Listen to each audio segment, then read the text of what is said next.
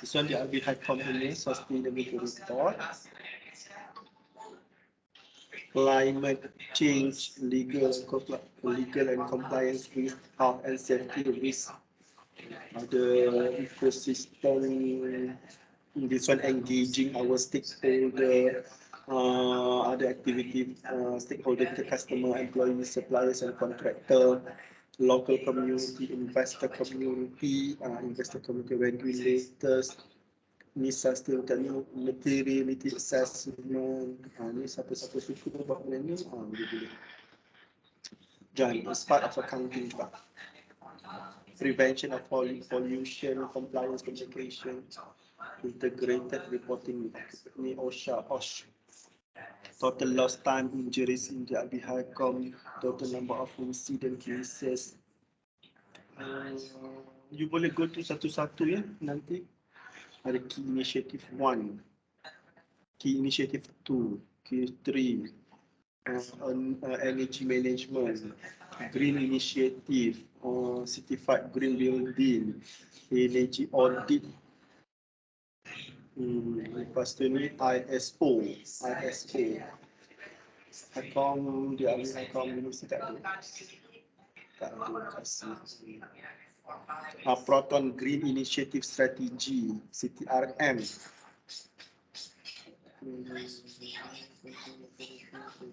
Total electricity consumption. Semua sustainability. CTRM Energy Reduction Initiative. Wisma Telekom Energy Reduction Initiative.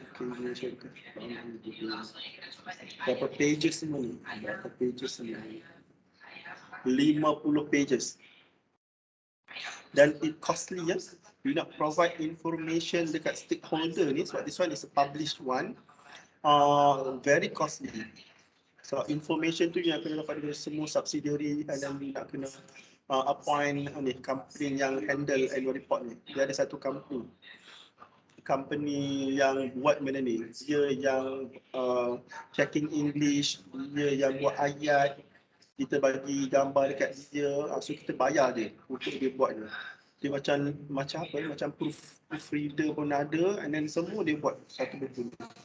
Dan dia printing sekali. Ni semua ayat-ayat yang kita draft, and then kita bagi dia untuk proofread semua. Dia ada satu company, apa nama dia saya lupa dah. Food composition, dan semua sustainability. Biasanya dulu Sandafi yang paling nampak macam detail dia punya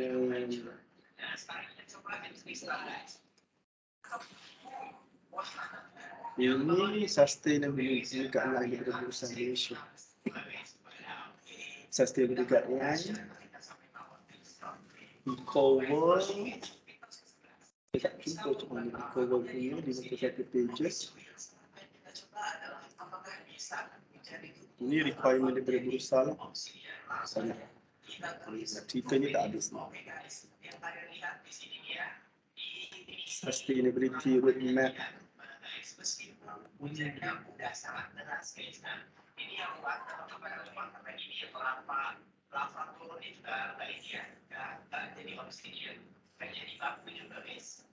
Sustainability governance, stakeholder engagement.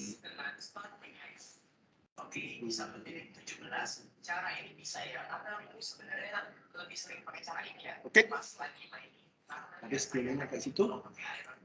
Jom kita start dengan kita punya presentation hari ini. Green accounting dan juga environmental, social and governance (ESG). Ini kita ada sustainability accounting and sustainability development growth. Dia lebih kurang sahaja tajuknya. Sustainability reporting. And then kita berikan earning management and earning quality. Earning management ni dia ada kaitan dengan creative accounting, fraudulent financial statement, forensic accounting. Ada 4 topik ni dia satu geng. Okay, so sekarang kita dekat round 2. Kita nak settlekan round 2. And then Khamis ni kita akan pergi round 3. Saya target sebelum puasa ni kita settlekan round 3. Because bulan puasa nanti kita mungkin agak slow sikit lah bulan puasa nanti. Untuk kita banyak beribadah sikit di bulan Ramadan ni. Okey, jom. Saya share untuk grup Naili dengan Sabrina sebab diorang ada internet problem. So saya share video lah. Okay, no problem.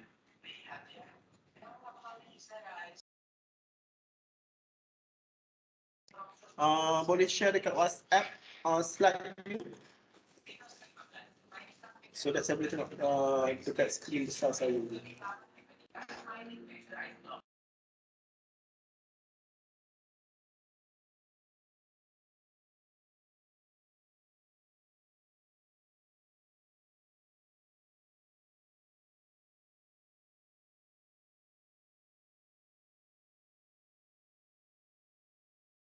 So saya sambung sekejap. Okay.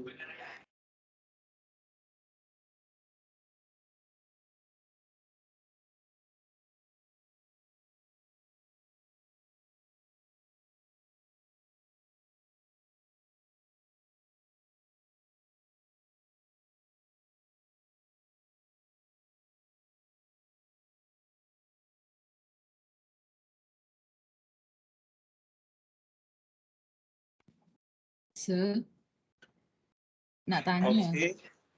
Yes. Apa yang kelas 12 Ramadan tu on macam biasa ke seawal kan yang 12 Ramadan? Saya nak awalkan. Saya plan tu hari Sabtu sebenarnya. Hari Sabtu ataupun Jumaat malam. Khamis satu kelas. Lepas tu Jumaat ataupun Sabtu. So Ahad tu dah puasa dah. Sabtu malam tu dah tarawih dah. So saya nak clearkan sebelum tarawih. So you all boleh decide bila-bila kelas you all nak. Sabtu setakat ni Sabtu. So, anytime lah. Kalau Jumaat pun setakat ni anytime. Jumaat Sabtu saya ada. So bebas bila-bila pun boleh. Janji settle kita punya presentation. So 12 Ramadan tu akan ditukar. Nanti ya kita discuss di pertengahan ataupun di hujung itu. Okey, jom. Yes, saya setakat ni boleh nampak slide semua. Nampak. Saya test suara dulu sekejap.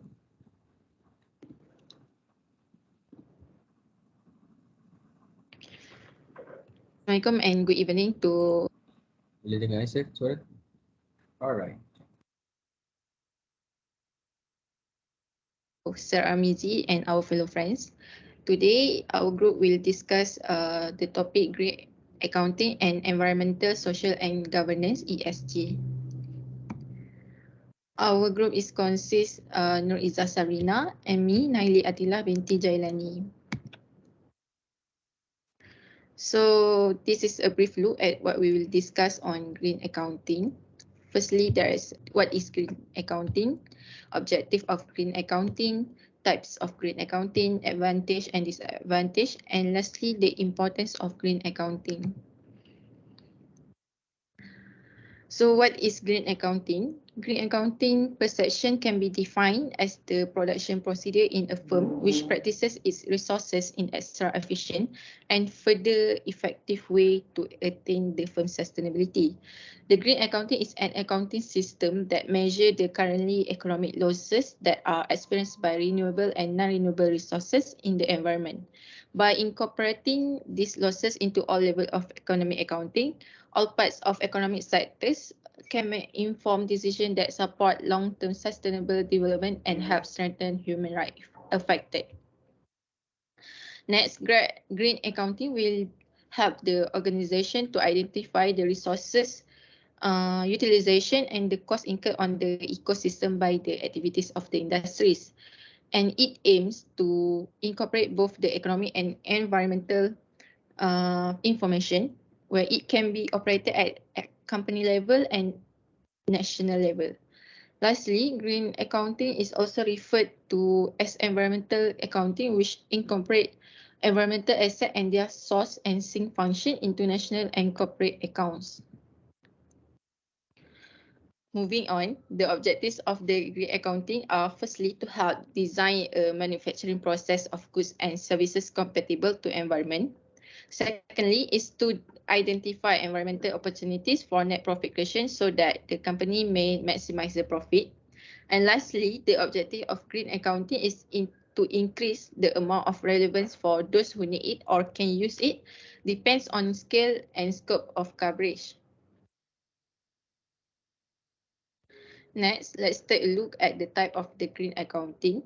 There are three types of green accounting, which are environmental management accounting, EMA, environmental financial accounting, EFA, and environmental national accounting, ENA.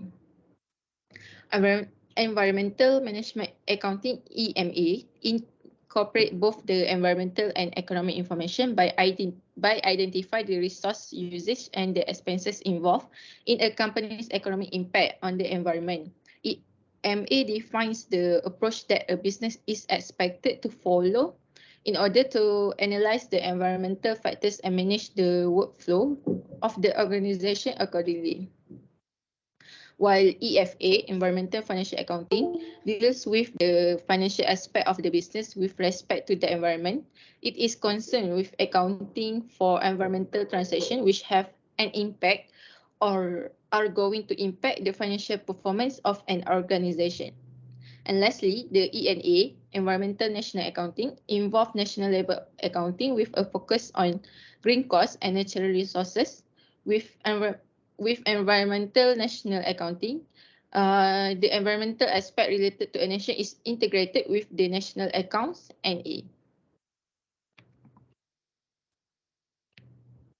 Moving on to the advantage of the green accounting, there are 5 main advantages that I've stated here. Firstly, green accounting helps to detect any leakage, spill, or any such problem with the operation and process at an early stage, thus reducing the risk of future problem. It also helps to measure the organization environmental performance and helps the management to develop its environmental practices followed by the company. Not only that, it also provides database for corrective action and future places. It identifies the area where the steps have to be taken to reduce the waste, raw material, and energy consumption. Lastly, with the proper environmental accounting system, it will facilitate proper reporting of the result of environment practices followed by the company. It facilitates communicating environmental performances towards stakeholders, which goes a long way in enhancing the corporate image of the organization. Next is the disadvantage of green accounting. Firstly, there is no standard accounting method in green accounting. Second, green accounting must be analyzed along with other aspects of accounting because cost and benefit to the environment depend upon the result of financial accounting, management accounting, cost accounting, and tax accounting. Not only that, the cost of its tool and application initially is high. And lastly, the user of the information contained in environmental accounting needs adequate knowledge of process of environmental accounting as well as rule and regulation prevailing in that country, either directly or indirectly related to environmental aspects. For the importance of green accounting, the changes in the environment have a negative bearing on not just the environment, but on the economy as a whole. And it is a well-known fact that changes in the economy have a direct bearing on the changes in any businesses. It is also important to note that the gross domestic product, GDP, of a country can be affected by the environment and climatic change. Therefore, the green accounting is the best tool for the businesses to understand and manage the potential quid pro quo between the traditional economic goals and environmental goals. And it is also important to increase the information available for analyzing policy issues, especially when those vital pieces of information are often overlooked.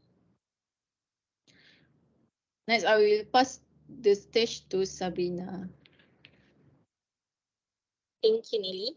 Moving forward, I will continue to explain on the environmental, social, and governance, which is ESG. Before that, there will be 5 subtopics that I will go through for this topic, consists of its definitions and objectives, criteria, risks and benefits, importance, and lastly, past year paper. For the definition, ESG stands for Environmental, Social and Governance and refers to the 3 key factors when measuring the sustainability and ethical impact of an investment in a business or company. Most socially responsible investors check companies using ESG criteria to screen investment. It is a generic term used in capital market and commonly used by investors to evaluate the behavior of companies as well as determining their future financial performance. The environmental, social and governance factors are a subset of non-financial performance indicators which include ethical, sustainable and corporate government issues such as making sure there are systems in place to ensure accountability and managing the corporation carbon footprint.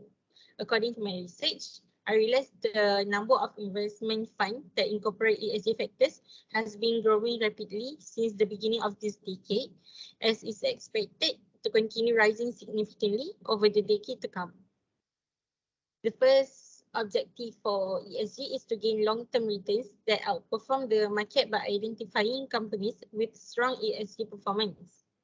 Then, it is to insulate investment against uncertainty by selecting companies that are well equipped to survive and thrive during turbulence. Third is to create a rising tide of responsible activity among businesses seeking investment and promote ethical investing. Next objective for government are to improve citizens' well-being through focus on health, education and environmental protection, and to promote social cohesion, reduce inequality, and protect vulnerable communities and individuals. And lastly, is to protect the country, its citizens, and economy from the impact of external factors such as climate change and global economic conditions. Next. For its criteria, there are 3 key parts of ESG. As for environmental, this criterion focuses on the conservation of the natural world. This may include climate change and carbon emissions, air and water pollution, and waste management. For instance, there might be issues related to its ownership of contaminated land, its disposal of hazardous waste, its management of toxic emission, or its compliance with government environmental regulations. For social criteria, it concentrated on the consideration of people and relationship, including loop companies' business relationship. This criterion includes customer satisfaction, employee engagement, communities relations, and others. For instance, does the company donate a percentage of its profit to the local community or even encourage employees to perform volunteer work there? For governance, in the context of ESG, is essentially about how a company is managed by those in the top floor executive office and is referred as standards for running a company. Executive compensation, bribery and corruption, board composition are that which to be discussed in regard to governance. About governance, investors may want to know that a company uses accurate and transparent accounting methods, and they, who is the investor, may also want assurance that companies avoid conflict of interest in their choice of board members, do not use political contribution to obtain unduly favorable treatment, and of course, do not engage in illegal practice. For instance, the issues of executive compensation is a primary focus of many ESG investors. For risk and benefit, this figure explains on the impact on and from of risk and benefit. Please allow me to explain in Malay for better understanding. Daripada gambar ni, saya akan terangkan satu daripada risk dan satu daripada benefit. Untuk risk, saya ambil contoh governance. Bila mana negara tu ada weak enforcement of anti-corruption policies, itu yang menyebabkan kepada dakwaan rasuah kepada tindakan undang-undang, terutamanya terhadap kontraktor pembinaan. Next, untuk benefit ESG pula, saya akan ambil contoh sosial. Bila mana satu tempat tu memerlukan pengambilan buruh tempatan, itu yang akan menyebabkan atau contribute kepada peningkatan dalam long term economic growth.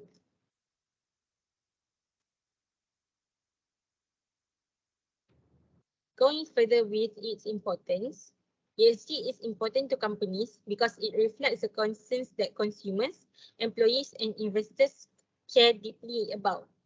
So, untuk satu company tu fokus buat bisnes untuk dapatkan untung banyak tanpa ambil kisah pasal keadilan sekeliling, tak boleh diterima. Kenapa macam tu? Sebab an essential part of good governance is the ability to grow the business in a sustainable manner that creates a positive impact on the world. Then this helps with staff morale, brand loyalty and it aids asset managers in making more sustainable investment decisions. Point yang kedua, ESG is crucial because it offers a focused framework through which governments, businesses and citizens can work consistently towards solving serious global challenges. It is grounded in the shared moral obligation to do the right thing by people and the planet by aims to make progress measurable in way not previously possible. Seterusnya, ESG performance is an indicator of an organization resilience, and by implementing an ESG strategy, organizations are better placed to respond as new challenges emerge. They can adapt to disruption and sustain value creation over the long term. This is attractive to investors aiming to maximize return.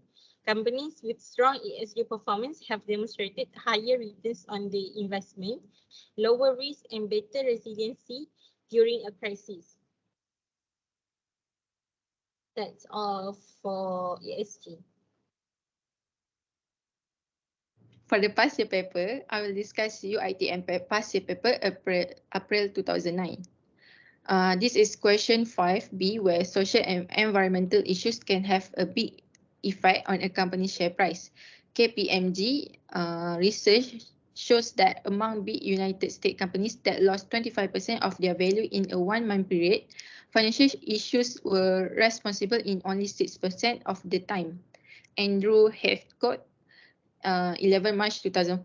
So required, how does corporate social and environmental reporting contribute to the increases in shareholders' wealth?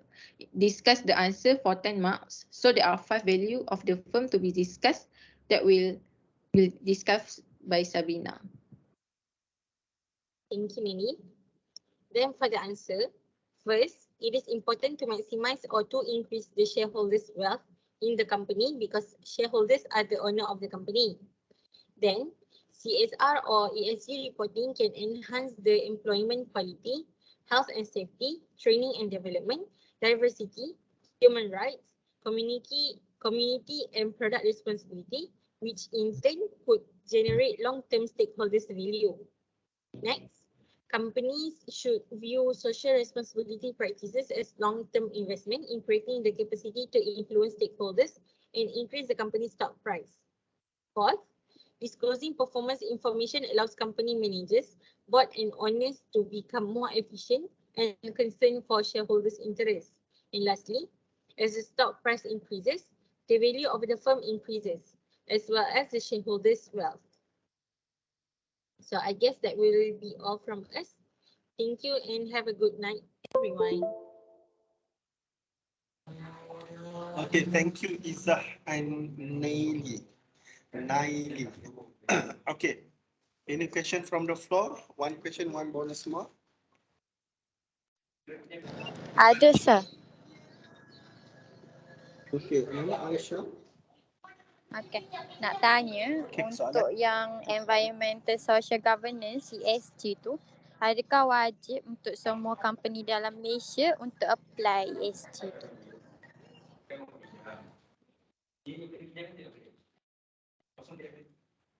Okay, untuk menjawab soalan Aisyah, untuk semua company apply ESG ni tak wajib. Tapi kalau dia apply, dia ada advantages. Macam contoh, kalau investor tu dia nak invest, dia boleh tengok lah apa reputation company tu macam mana, baik ke buruk.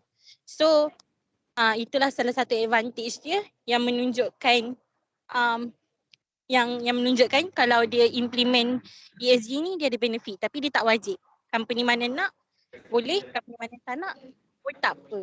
Tapi kita boleh tengok dalam masa beberapa tahun ni company yang implement ESG ni makin meningkat. Nak katakan diorang aware dengan benefit yang ESG ni tawarkan.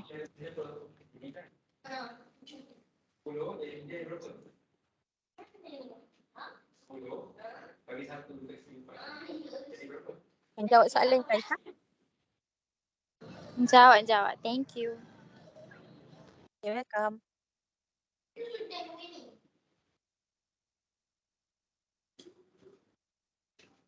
Okay, any question from the floor?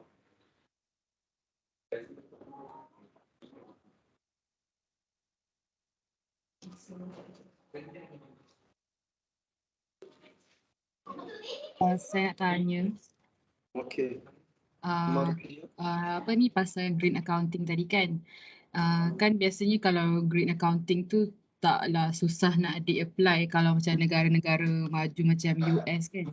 Tapi macam kalau negara macam India yang diorang macam jauh terkebelakangan daripada kita. So maksudnya sejauh mana rasionalnya untuk apply apa green accounting tu dekat negara yang macam India tu?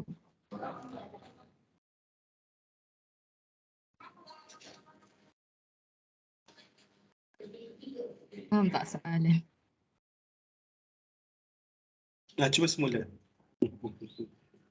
Okay, kan green accounting ni kan apa yang saya faham lah, green accounting tu kan macam more kepada environmental punya konteks lah kan. Kalau benda tu dekat US maybe diorang dah familiar kalau negara-negara macam US macam tu kan. Tapi kalau macam negara India, adakah macam ada isu tak untuk applykan negara yang macam tak maju macam India macam tu? Rational tak? Boleh apply tak benda tu dekat negara macam negara India lah?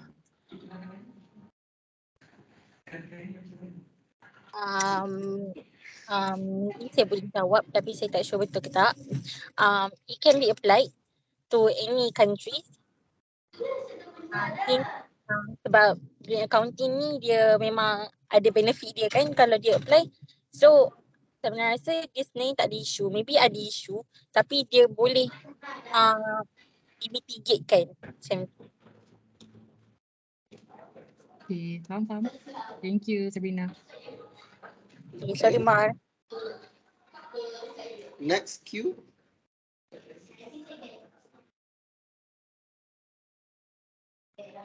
Ada lagi soalan?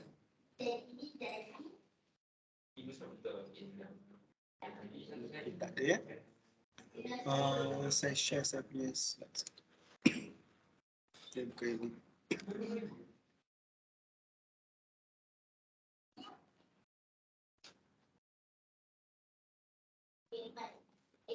Ada azan kat belakang tak?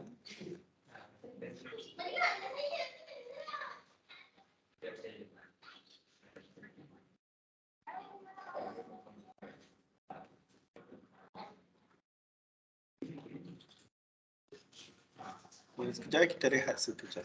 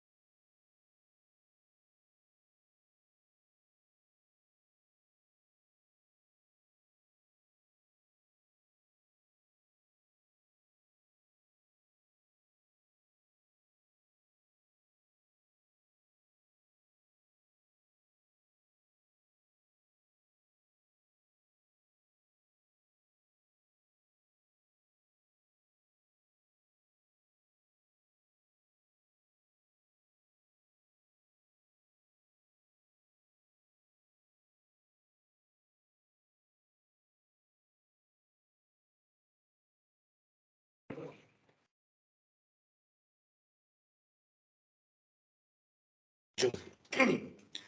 Berbalik ke soalan Mar, India ni praktis tak? ESG lah, ESG. Saya nak share slide saya ni dalam G-Drive rasanya. Environmental Accounting Practices in India. Dia praktis di India. Cuma kita tak tahu dekat area mana. Mungkin India yang kaya, dia praktis banyak, dan India yang tak berapa kaya tu dia praktis tak banyak. Sebab kalau you all pergi India, you all pergi New Delhi, you all pergi Taj Mahal semua tu, you takkan lalu makan. Bawalah makanan sendiri. Sebabnya dia terlalu. India is a third world country. Oh my god. Pengalaman hidup. Kalau you pergi, you nak merasai Malaysia tahun 1900, pergilah India. Dengan penuh habuknya, dengan orang tidur tepi jalan tak mandinya, dengan segala-galanya kotor. Yang you nampak dalam filem-filem yang berkumpul dekat dia punya kereta api tu, that's the real India. Okay. Tapi India mengamalkan environmental accounting practices in India. Dia mengamalkan, tapi dia tak sure dekat state mana. Kalau dekat sini, contoh dia bagi yang Tata ni buat kereta di India. Tata Steel. Tata Steel monitor its overall raw material consumption per ton of iron and steel produced. Dia ada dia punya reporting dia, sustainability reporting dia. Tapi mungkin sama macam Malaysia, dia based on company. Mungkin Tata ni dekat kalau yang Hindustan tu dia dekat Mumbai. Mumbai cantik kan? Better sikit daripada Delhi. Dia ada Old Delhi, dia ada New Delhi. Dua-dua tu dia tak lalu nak makan. Bawalah makanan di Malaysia, Maggi pun tak apalah. Okay, Tata, dia ada water consumption punya analysis, dia ada energy consumption analysis. Mungkin dekat negara dia sama macam Malaysia, yang buat sustainability reporting yang ada dekat public listed company. Dia ada buat. Tapi kalau nak tahu dia punya keseluruhan, sebab India adalah sebuah negara yang besar. Saya tak ingatlah ke berapa, ke keempat terbesar di dunia kan. So negara dia campur. Ada kaya, ada kawasan yang mewah, ada kawasan yang. So India sekaya-kaya manusia, semiskin-miskin manusia di situ. Dia ada ni, lowest ever plant power rate, highest LP gas recovery, semua dia ada. Plantation pun ada, solid waste management pun ada. Ini based on company ni, Jamshedpur Steel Work. And then Steel Authority in India, green gas emission, energy intensity, material efficiency, environmental management system, lost time injury frequency. Lebih kurang Malaysia je ni, control of waste pollution di India, sewage treatment plant, STP, solid waste, ada. So di India ada, tapi kita tak sure keberkesanannya di tempat-tempat yang third world country tu. Sebagai contoh, Old Delhi dan juga New Delhi. Ada sebelah-sebelah. Macam KL tu, ada satu KL lama, ada satu KL baru. Contohnya Putrajaya tu KL baru. Contoh. KL lama, KL baik, batuk lagi. Ini adalah India. Yang kedua, ini adalah guideline daripada Bursa Malaysia. Sustainability Reporting Guide, second edition. Mungkin ada latest edition yang ni cerita. This guide, why is sustainability important, siapa yang wajib, siapa tak wajib, semua, is it compulsory or not, semua dah cerita kat dalam. Sekarang ni tak compulsory, tapi Bursa Malaysia menggalakkan. Tak compulsory, tapi Bursa Malaysia menggalakkan. Macam mana dia menggalakkan, saya tak ingat, saya rasa macam ni. Mungkin yang ni, saya lupa dah, FTSE for Good Bursa Malaysia. Seingat saya ya, di Bursa Malaysia ada wujudkan satu indeks. Maksudnya Kuala Lumpur KLST, Kuala Lumpur Stock Exchange. Kita ada indeks Malaysia Index tu, apa itu? 1,600, 1,500 tu. Top 30 largest company in Malaysia. Apa yang betul? Kita punya bursa punya KLST Index, Bursa Malaysia Index. Bursa Malaysia Index tu consist of 30 top company dekat Malaysia. Dia cantumkan capital, dia cantumkan market capitalization, totalkan semua dapat 1,600, 1,500 tu. Okey, yang ni FTSE for Good Bursa Malaysia Index. Maksud siapa yang company yang buat sustainability report ni, dia boleh join index ni. Dia boleh termasuk dalam company tu, boleh masuk dalam grup ni, grup yang ni. Dia rating ke BSSP. Tak sure, dulu ada rating. Okey, ni ada rating ya. Okay. Dia ada ESG rating of PLC assessed by FTSE Russell. Yang ni kita ambil daripada Russell. Saya tak sure Russell dia bukan negara mana. Kita based on yang tu. Kita adapt daripada situlah. Contohnya ni Able Global Berhad. So ESG grading value 1. Advanta 2. Aeon Credit 4 ratingnya, rating dia 4. AirAsia Group AirAsia 3. AMM Astro Malaysia 4. Aziata Group 4. Bermas Auto Berhad mana ni? 4. So dah banyak. Berhad British American Tobacco. Berjaya. Ni semua ada. Ni kita tahu ada. CD. Dayang Nur Faizal, Dayang Enterprise Holding. BRB Highcom Berhad 4. Okay, not so bad. Lagi, inilah semua yang dah join sustainability, yang dah buat sustainability reporting. Banyak company yang dah join. Ini public listed company. Ada rating 4 maksimum sekarang. Jadi sambung ni. 4. Ini semualah yang dah join. So ni you dah join, you boleh masuk ke grup ni. Ni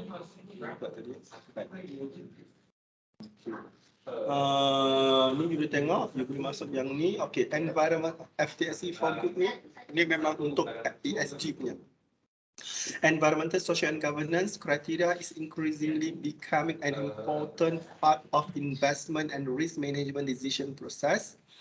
Launched in December 2014, the F4GBM index is aimed to support investors in making ESG investment in Malaysian public listed companies, increase the profile and exposure of company with leading ESG practices, encourage best practice disclosure and support the transition to a lower carbon and more sustainability. Ada, Bursa Malaysia ada buat FTSE for Good.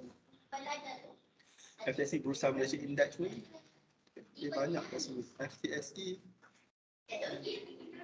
dengan FTSE for Good tu.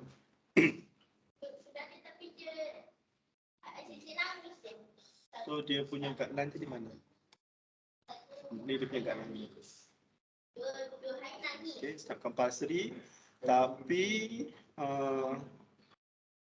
kita encourage Malaysia untuk buat. Lepas tu apa lagi tadi? Saya nak cerita. Nanti kita cerita kemudian.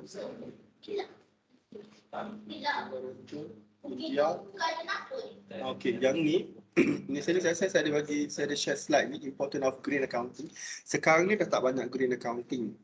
Kita akan pergi ke SDG, ESG, itu semua yang latest punya. Green accounting ni yang lama, tapi dia basic dia daripada green accounting. Green accounting ni apa? Lepas tu sistem dia sustainability ni yang akan datang lah. Next, goal of green accounting. Environmental accounting, ni kawan you dah present tadi. Advantage, why you need green accounting, ada limitation and then ada conclusion. So kita boleh nampak lah yang your friend tadi dia present environmental management accounting, environmental financial accounting, environmental national accounting. Ini tadi. Okay, next saya nak highlight yang ini. Okay. UITM ya, 2009 April. Soalan dia, how does corporate social and environmental reporting contribute to the increase in shareholders wealth? Dia ada 5 point dekat sini, 1.1 1.2 markah. 2 marks. Okay, this one point ni kan 1, 2, 3, 4, 5. Okay, key point tak ada. Key point tak ada. So tak ada markah untuk key point. Okay, mungkin you boleh letak atas tu key point dulu baru you explain. Lepas tu number 1 ni ditanya soalan tadi, how does corporate social and environment ESG ya, ESG corporate social ESG, yes, contribute, no, don't have, no. Increase the shareholders wealth, bagaimana, bagaimana dia increase. So you ulang balik jawapan ini, to maximize or to increase the shareholders wealth in the company because shareholders are the owner of the company. Tak ada markah kat sini. Tak menjawab soalan. How does corporate social and environmental reporting contribute to the increase in shareholders wealth? Ini tak ada markah. Kosong kat sini, tak ada markah. Ini CSR. Dia ada cerita pasal CSR tak? CSE. Dia tak cerita pasal CSR ni. CSE dia cerita.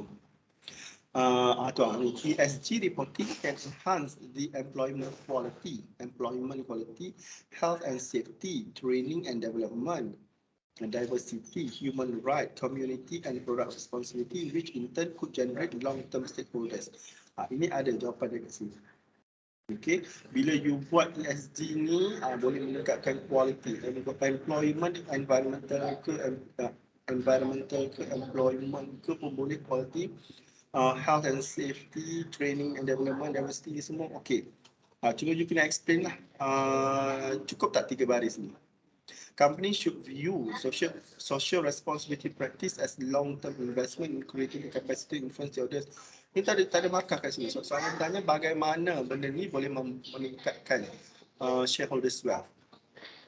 Yang hujung dia, increase company stock price. Disclosing information allow company manager or owner become more efficient. Content ini tak ada markah. Ini tak ada markah. As the stock price increase, so ni sama dengan nombor 3 tadi. As the stock price increase, the value of the stock increase as well as the shareholders increase. Ini letak dekat yang nombor 3 ni tadi.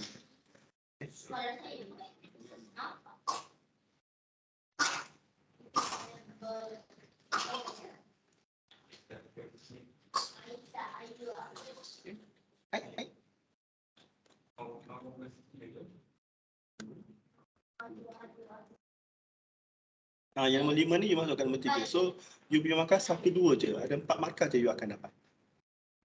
That's why bila final assessment nanti test quiz tu, you tulis banyak.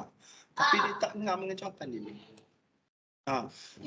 As per saya punya advice, key point dia, maksimum 5 patah perkataan tu you put kat atas tu. Saya nak tahu you nak cerita pasal apa. Okay, ni. And then untuk slide ni ada satu je soalan UITM punya, green accounting. Saya tak sure sebab saya tak check dah malam ni berapa pasien ni, tapi dia untuk grup ni dia hanya buat satu sahaja, which is rasanya ada lagi banyak soalan-soalan green accounting dalam tu. Mungkin ada 1, mungkin ada 3 ke, kalau saya tak check lah malam ni, tapi saya rasa macam ada juga soalan-soalan lain. Tak apa, kalau satu je lah. Kalau ada banyak, saya rasa ada banyak. Saya rasa lah. Firasat saya mengatakan dia adalah lebih daripada 2. So pasal ni satu ni terlalu minimum. Kita orang dah cari tapi tak jumpa. Tak ada pasal green accounting. Tak ada. Pasal paper UIT. Soalnya zaman dulu ni dia ada banyak ni. Saya cuba cari sesuatu. Professional ethics. Ini April 2000. Sebab dulu dia guna green accounting.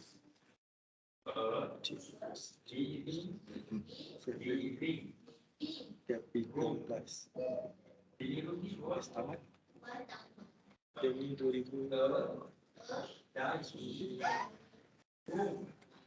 Mention.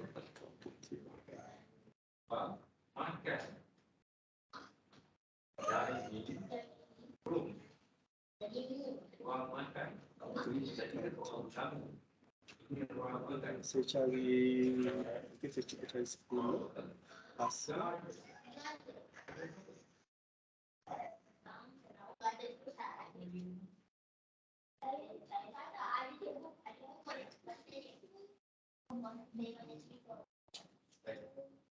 Okey, kemudian 2004 pula.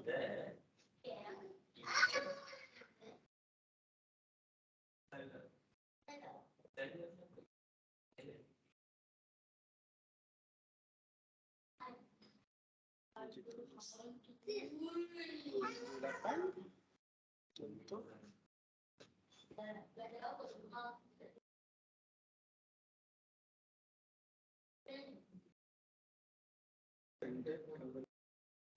Dia lama-lama je, yang baru-baru ni tak ada ni.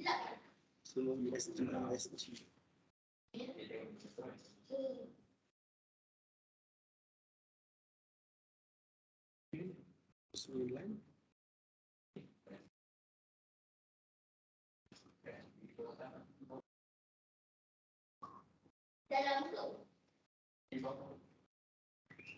Tak apa, aku tak ada, saya tak jumpa cara tak.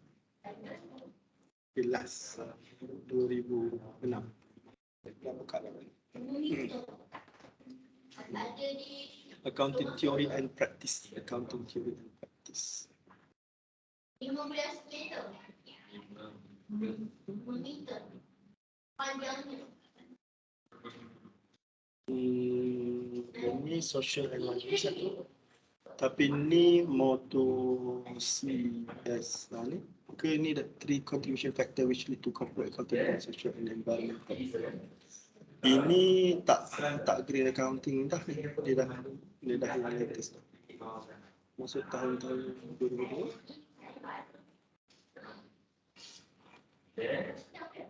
Last lepas tu kita sama.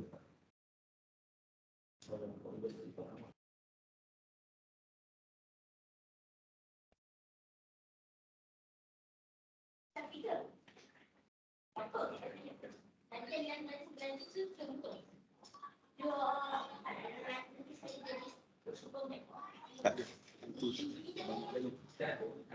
Okey, tak apa. Kalau saya terjumpa nanti kan tak pastilah bila tu. Nanti saya cuba. Itulah. Tak apa, kita stick pada satu pasal paper dulu. Next time kita jumpa nanti. Okey. Aisyah Mardia. Ada 2 orang je bertanya, Aisyah dan Mardia. Okey, you punya score. Okay. Slide presentation ni sangat bagus. Ada 16 pages. Saya tak ada limit pages tapi macam sikit sangat. Okey. Cantik dan profesional. Profesional. Jadi you punya slide okey, you punya slide tu bolehlah dulu kan? Bolehlah. Saya bagi 4 poin dulu. You punya presentation ni yang ni saya potong sebab 4.25 ni dah okey dah. You dah okey dah, cumanya you kena okey. You kena panjangkan lagi you punya slide tu. 16 pages tu macam terlalu sedikit. Tapi ada kat situ, ada markah tinggi kat situ. Cuma kekurangan sedikit sahaja. Boleh dapat 4.5 which is bagus. You punya presentation tu. Okay. Ini you dapat 8.25, yang itu 8.25. Okay. Third round nanti you dapat 8.5, yang fourth round you dapat 9. Okay. Slide presentation yang cantik. Cuma tak cukup, tak puas. Bila baca Aina dengan Siti Nurhaliza menyanyi itu tak puas. I want more. Okay, sambung. dengan Farah Atikah dan Nur Fatin Atira. Terima kasih ni lah. Izzah dan juga Naili. Jom sambung second Thank you, presentation. sir. Welcome.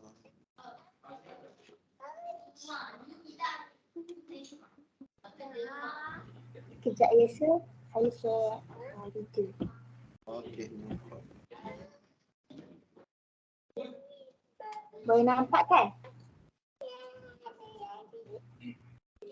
Yes. Boleh? Dah share dekat ni lah. WhatsApp. So saya nak tengok. Kejap, sir. Ada kejap eh. Okay.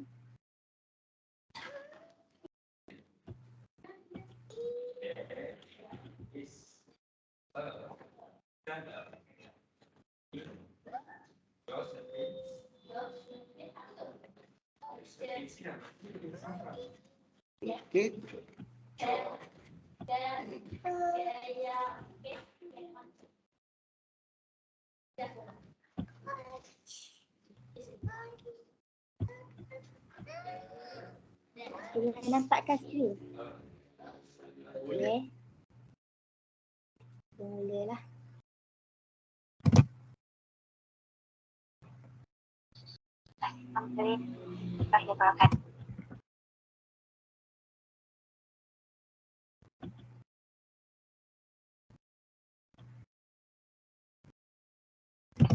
So today and my group mates will present the topic of sustainability accounting and corporate social responsibility or CSR. Next slide. So basically our team consists by me, Fatin Atira binti Rossi, and also my friend Farah Atikah binti Hadi. So for the first one, I will pass to Farah Atikah. Okay, for sustainability accounting and reporting, I will present.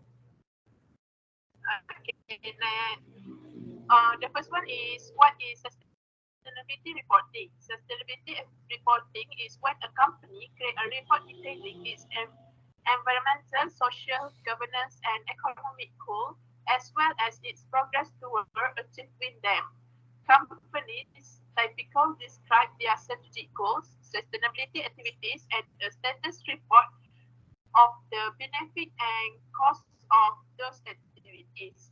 Reporting is often driven by guidelines set by sustainability standards, which such as the Global Reporting Initiative or GRI. Next slide. Okay, now I continue with benefit of sustainability accounting and reporting. The first one is ensure regulation compliance. The best way to ensure that you are staying compliant with the ever-shifting pool of rules and regulation is through sustainability reporting. You can set goals based on whether you want to meet minimum compliance requirement or short for more ambitious target and becomes a sustainability leader. Then collect and monitor your data over time to make sure you actually reach them. Second one is build employee pride and loyalty.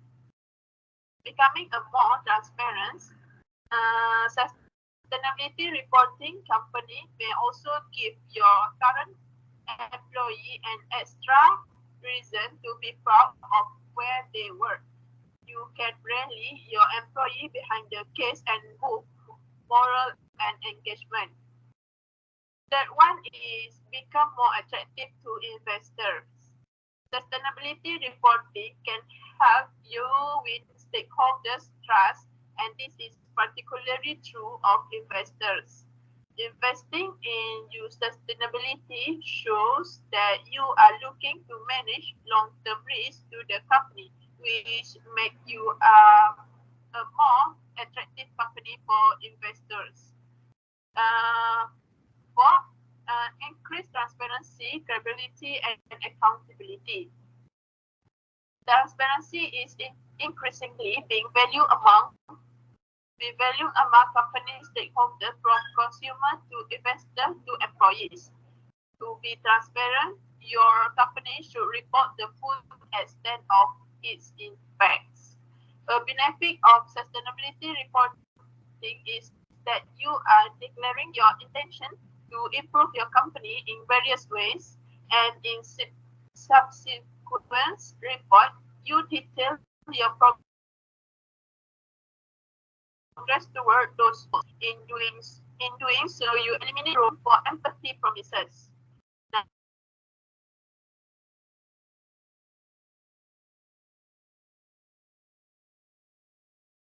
Now, you have the public holding accountable is being achieved to the customers.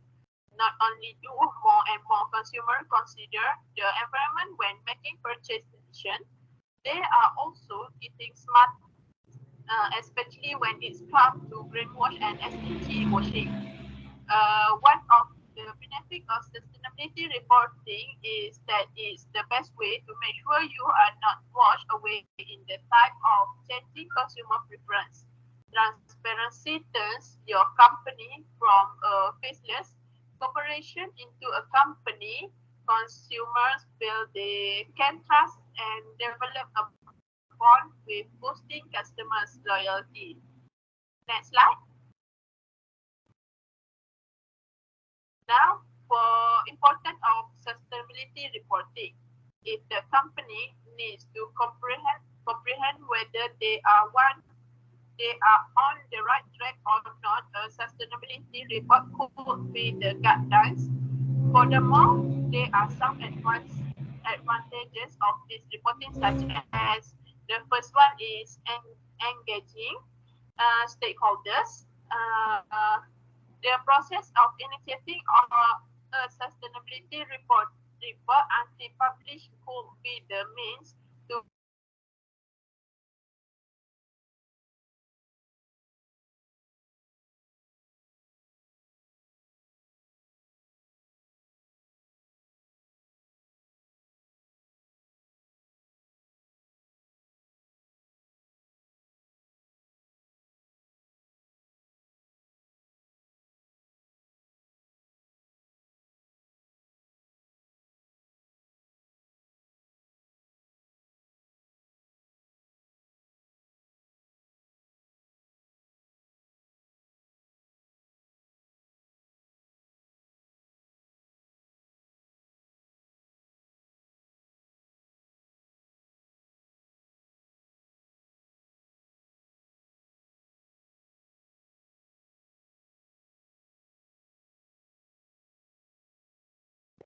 Halo.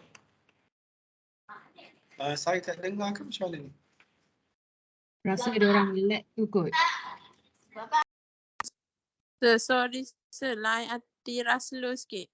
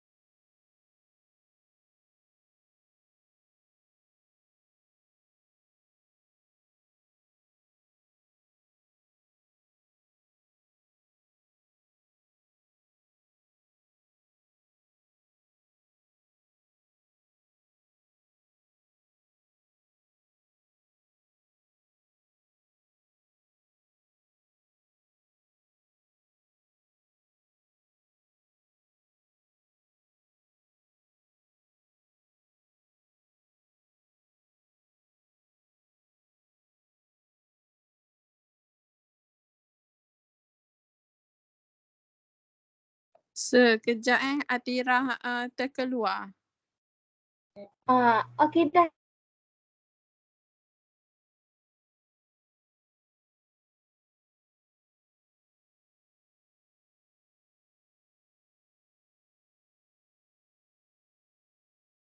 Line. Okay, kita back balik dekat important. Companies with awareness of sustainability report will implement the in practicing responsible business. everyone in the company will have the guidelines about the best. At the same time, if the report does not match the expectation, it will be the evaluation instrument. The internal stakeholder could refocus to attain the demanded result efficiently. The last one is building trust. The sustainability reporting will also amplify the engagement, accountability, and transparency of the company's branding. Trust is an ever-increasing issue. By presenting the waste management report of the company, this will highlight the achievement and challenge of the company publicly. Next slide. Okay, next slide is challenges of sustainability reporting. The first one is competing framework, designed for different audiences. Second one is absence of a standard, no similar standardization for the reporting. Third one is measurement uncertainty. Information cannot be measured. The last one is inconsistent reporting method. Obtain sustainability information in different ways. Next, I pass to Atira. Okay, Assalamualaikum warahmatullahi wabarakatuh. Thank you for your good presentation, Farah. So, next my part, I will present about corporate social responsibility or CSR. Okay, now we go for the definition first, which is the viewpoint that a business should be more aware of its impact on society and the environmental. The intent is to deliver positive outcome from all the shareholders in sustainable just programs are based on the idea that businesses can reduce their adverse social and environmental impact on the world. So untuk lebih lagi faham tentang definition of CSR ni, how company will manage the business processes to produce an overall positive on society. Okay. Next one, we go for the advantages of CSR, which is for the first one is improve the image of a business, like as an consumers assist your public image when deciding whether to buy from you, like staff members voluntarily an hour a week at a charity shows that you are brand committed to helping others. As a result, you will appear much more favorable to consumers. For the second one is increase brand awareness and recognition. For the elaboration, if you are committed to ethical practices, this news will spread. Like more people will therefore hear about your brand, which can create and increase brand awareness. For the third one is draw in new financier. A business online reputation in the marketplace establishes whether it will certainly get new investment or otherwise.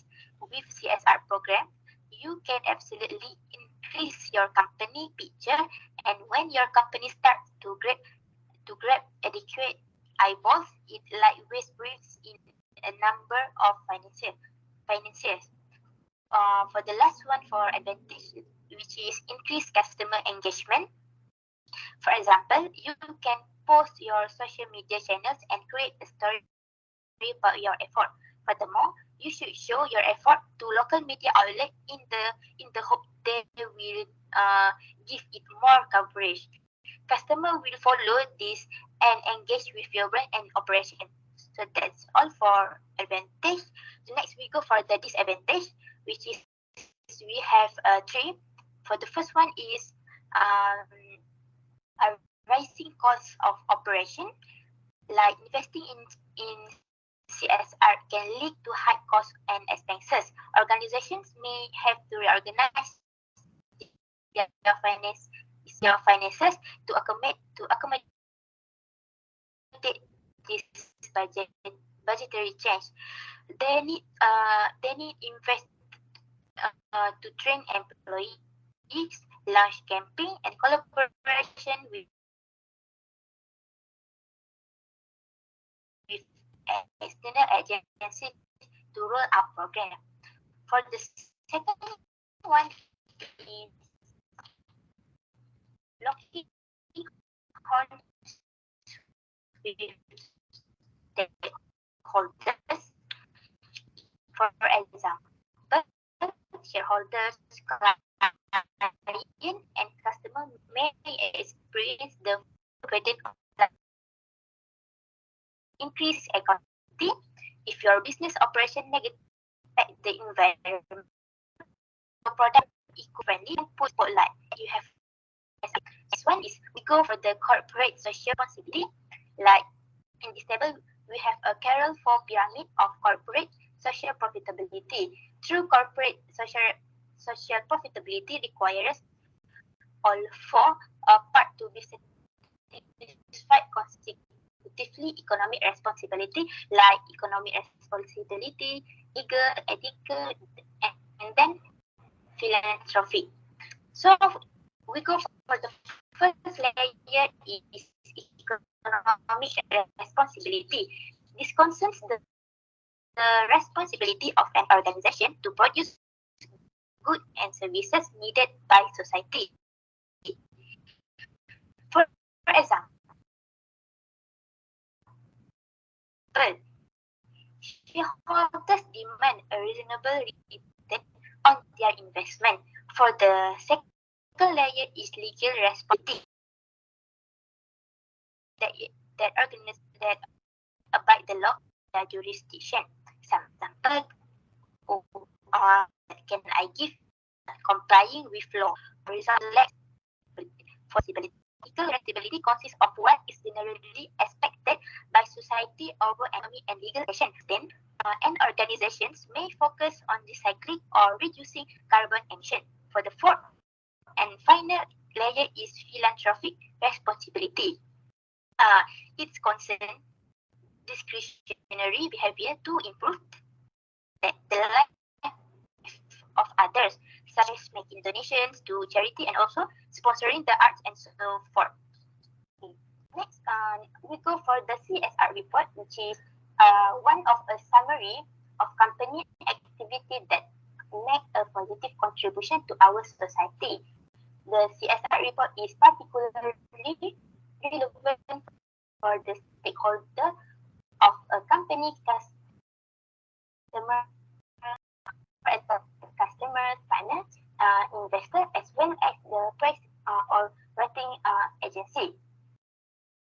Okay, basically, CSR report is one of a formal document that evaluated how a company's operation interact with the outside world. Other than that, in this report, we also can expect a drought analysis for environmental and social impact. Okay, so what the important CSR report for one organization, because it can to compare efforts and outcome to external and also external and also internal stakeholders. Okay. Now, for my part, I will present the benefit of CSR report we have, which is called by 4 points. For the first one is its goals, which is CSR report should have a strong relationship with the previous one, showing what has improved in a company operation since its publication. By analyzing CSR report, stakeholders be able to track a company's social responsibility journey. For the second one is it addresses the most relevant issues, where a good CSR report should address the issues demand most pressing by its industry, context, and its shareholders, including the local community. Research and also consultation can uncover these priorities. For the third one is its content concrete goals for the year ahead. Like for a CSR report to be convincing, it should make clear commitment to achieving specific. If a CSR report is may be received as insincere and tokenistic.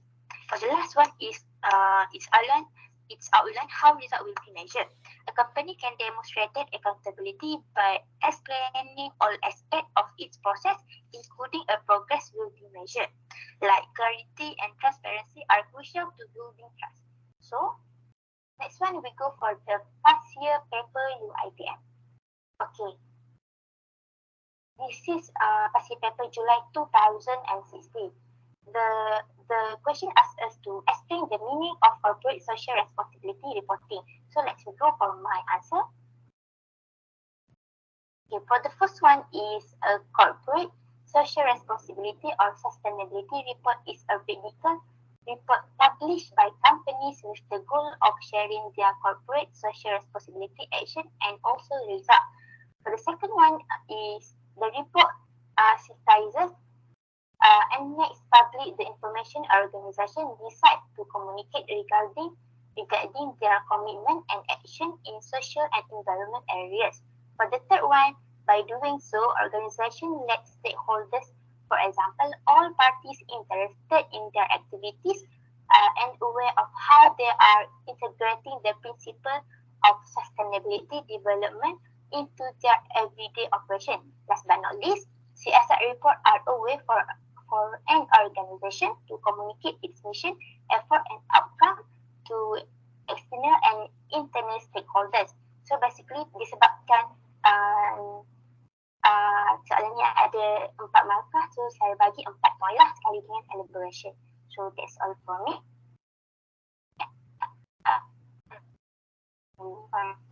Present participate. Okay. This paper July 2017. The question is sustainability reporting in the practice of measuring, disclosing and being accountable to internal and external stakeholders for organization performance toward the goals of sustainable development. The question is discuss this benefit of the disclosure of sustainability reporting to the user of financial reporting. Next slide, Adila.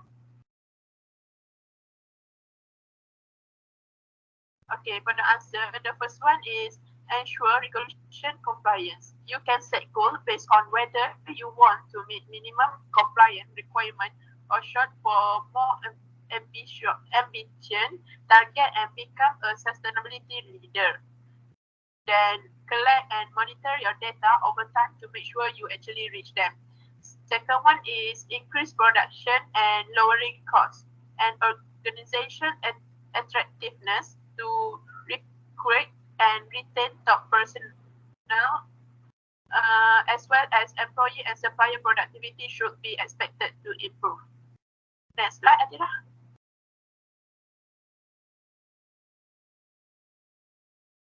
Okay, the third one is increase transparency, credibility, and accountability. Declaring your aim to improve your organization in various ways and detailing your progress toward those goals in following report. This eliminates the possibility of empty promises. You know, have a public to hold you accountable, which may be extremely motivating. The last one is become more attractive to customers.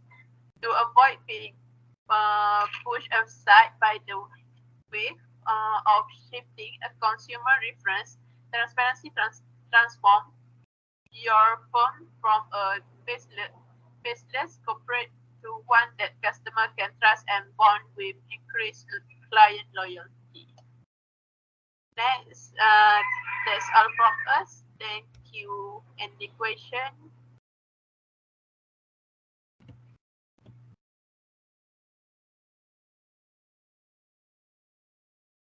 Okay, thank you. First, we go to question from the floor. Is there any question from the floor?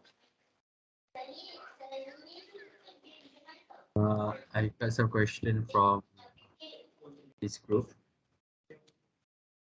Okay.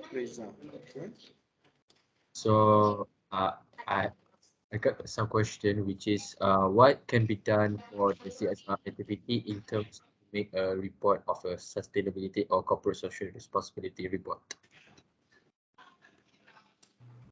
Okay, thank you Syafiq. So saya try jawab lah. Okay. Kalau yang apa CSR dah buat, sebagai contohnya, contoh yang saya boleh bagi yang paling senang iaitu saya ada cakap tadi lah pasal voluntary. So maknanya kalau ada apa-apa event, dia orang akan involve sekali lah.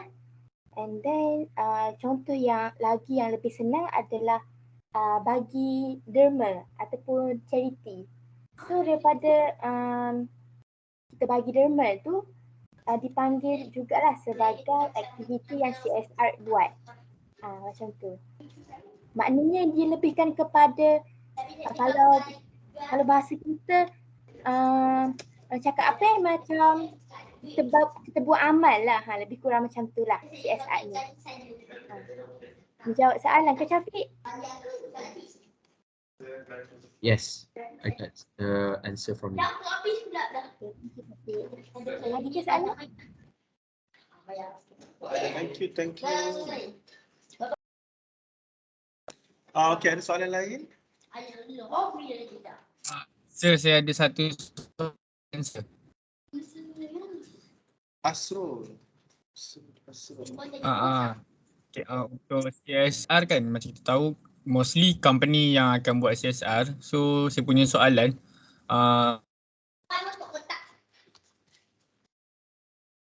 company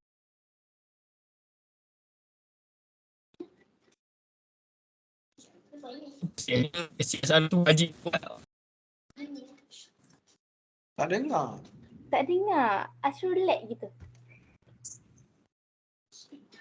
Hello, dengar tak? Dengar.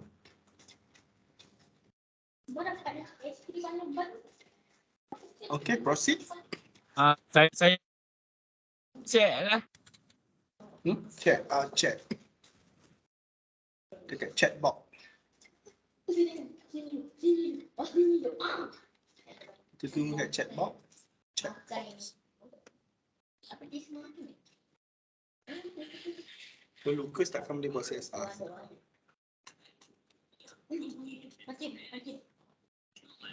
Okay. Perlu tak setiap company buat CSR? Okay, thank you Asrul untuk soalan. So saya bagi apa yang saya faham je lah. Okay, bagi saya lah CSR ni perlulah company tu buat sebab apa? Kita boleh satu company tu boleh dapat banyak benefit lah. So sebagai contoh yang paling senang yang saya boleh bagi adalah CSR ni dia boleh improvekan lagi customer tu punya perception of your brand. Contohlah satu company tu dia bagi donation lah kepada anak yatim.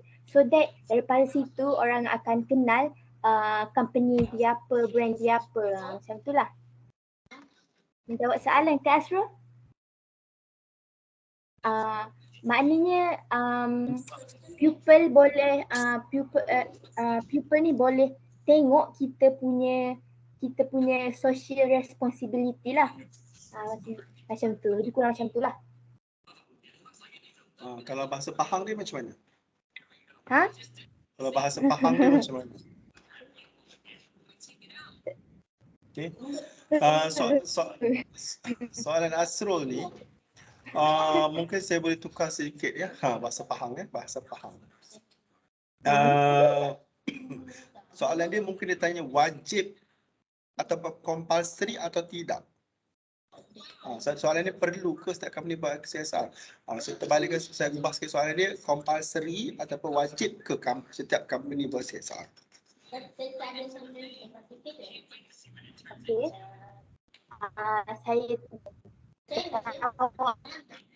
sekali lagi lah. So saya jawab based on saya punya understanding. So kalau Csr penilai company sebab apa? Sebab dia ni macam banyaklah kita, kalau kita buat kalau company tu buat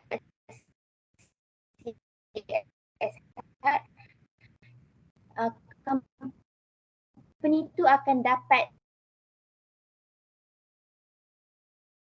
banyak benefit dah dari segi society, environment dan juga banyak lagi lah. So contoh yang saya boleh bagi macam combination lah dekat company dekat apa yang beri punya donation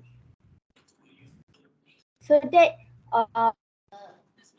aspect kita your responsibility force macam tu.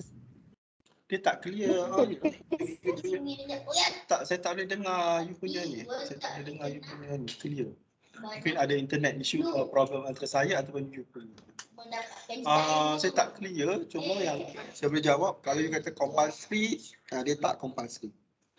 Tak ada dekat mana-mana undang-undang yang mengatakan you kena buat. Tak ada. Okey, sama juga dia encourage you untuk buat. Bursa Malaysia tak ada kata you kena buat. Okey, saya terbantu. Jom saya share saya punya. Okey, dekat sini, you punya tajuk ni, saya tak sure sama ada you tajuk you terima lama. Hello? Clear tak suara saya? Clear, sir. Okey, sama. Ni saya share slide saya ya. Dekat sini yang saya bagi ni saya tak. Kenapa Akira? Dengar. Dengar ke? Saya tak berapa clear. Tak apa. Dia betul-betul tak apa. Saya sambung sekejap.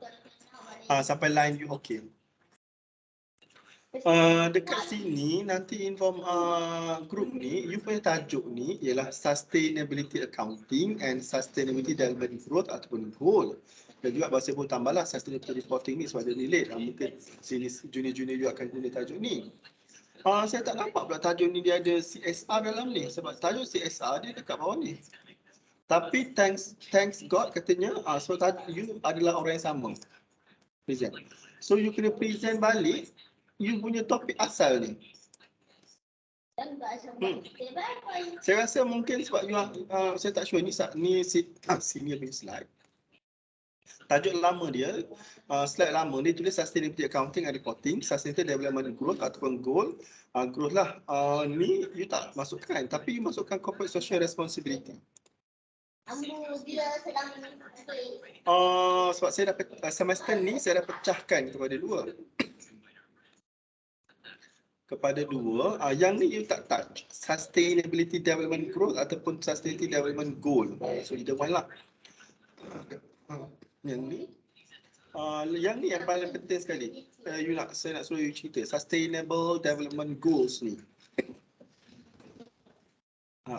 You tak ada touch. So next punya presentation you kena tentukan tajuk, buat tajuk yang ni. Sustainable Development Goal ni. You tak cerita background lah, ini benefit SDG. Sebab sekarang ni SDG rata-rata. You tak touch yang ni. Principle SDG. Yang ni you masukkan pula. Yang tu you tak masukkan. So you punya tajuk tu kena check balik. Tapi nasib baiknya sebab tajuk you sama. So you kena tukar lah. Dia swap. Terbalikkan dia. You punya slide presentation okey. Tak ada masalah. Semua okey.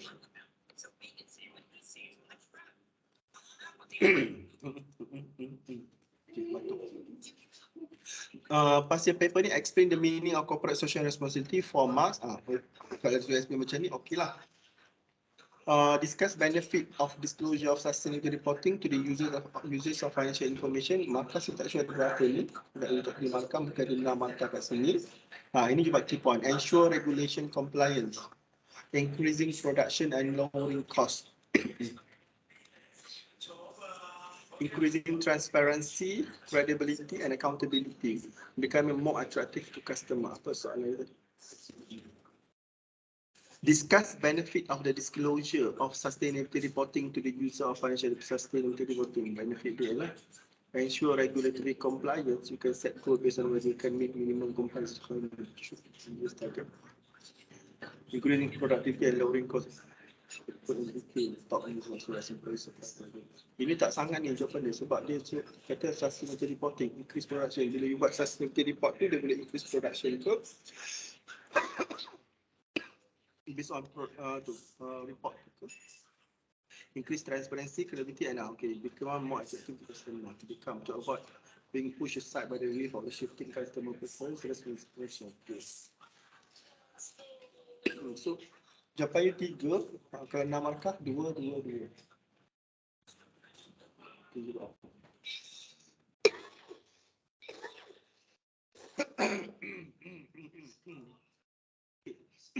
Apa yang saya harapkan daripada you punya presentation ni ialah you kena tunjuk satu yang saya tunjuk tadi.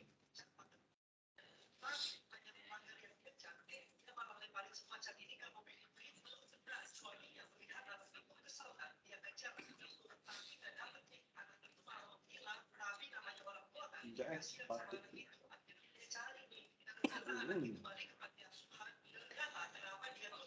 At least you explain satu sebab you memang sustainability reporting. Ni adalah you kena tunjuk benda ni. Ini adalah sustainability report. Ni sustainability report. You kena bagilah contoh. So itu advantage, at least you bagi satu report. So kerana group tak ada orang yang so kalau tak oleh kerana group ni tak ada touch langsung pasal reporting ni, so kita akan jadikan dia sebagai next assignment kita. So dia banyak tau dalam ni. Dia bukan advantage, disadvantage sahaja, dia panjang cerita sustainability reporting ni.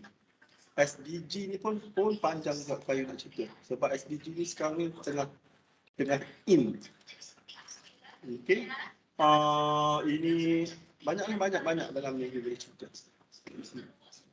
So next assignment nanti, setiap orang kena pilih satu company and then you kena present dia punya sustainability reporting atau dia punya annual report atau dia punya corporate governance report. Dia orang you boleh pilih lah company apa yang you nak buat, reporting apa yang you nak buat. Kalau annual report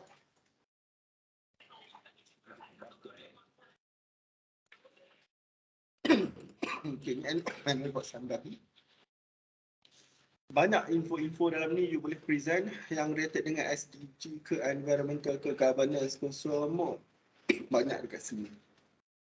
Nanti kita akan buat satu assignment on this one. You have to present lah dekat next round. Okay, back to you punya slide presentation ni. You punya presentation tak clear, mungkin internet problem. You punya slide presentation ni okay, good, tak ada masalah, cantik, semua complete set, professional, cantik semua complete set. Cumanya tajuk you tu tak complete, presentation you tu tak cukup tajuk. Okay, yang tu nanti saya akan evaluate pasal next presentation you all nanti. Pasal paper pun okay, tak ada masalah.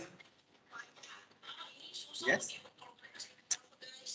Nak tanya kiranya grup saya topik yang tak cukup tu untuk sustainability reporting lah. Sustainability development goal ataupun growth. Oh, sebab sir, saya tengok dekat yang kita punya yang tajuk-tajuk semua tu saya tengok macam tak ada. Sebab itulah saya tak buat part tu.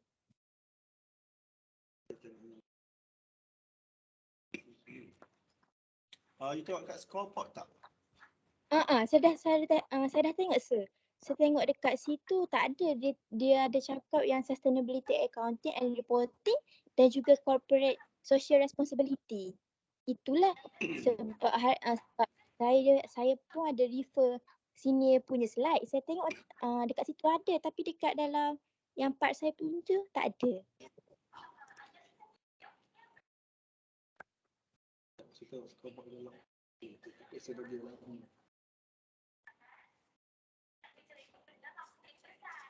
Ni ada sustainability accounting and sustainability development growth. Ini dalam shareholder.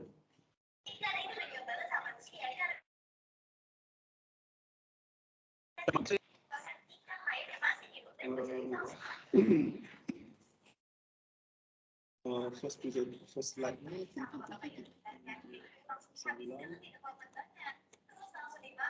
You ambil yang the original one yang first dulu tu. Kan belum lagi masa tu. Kita tak final lagi. Ini, you ambil ini. Kita kan dah melangkaui banyak dah. Ni yang latest ni. Saya ada hantar yang baru ni.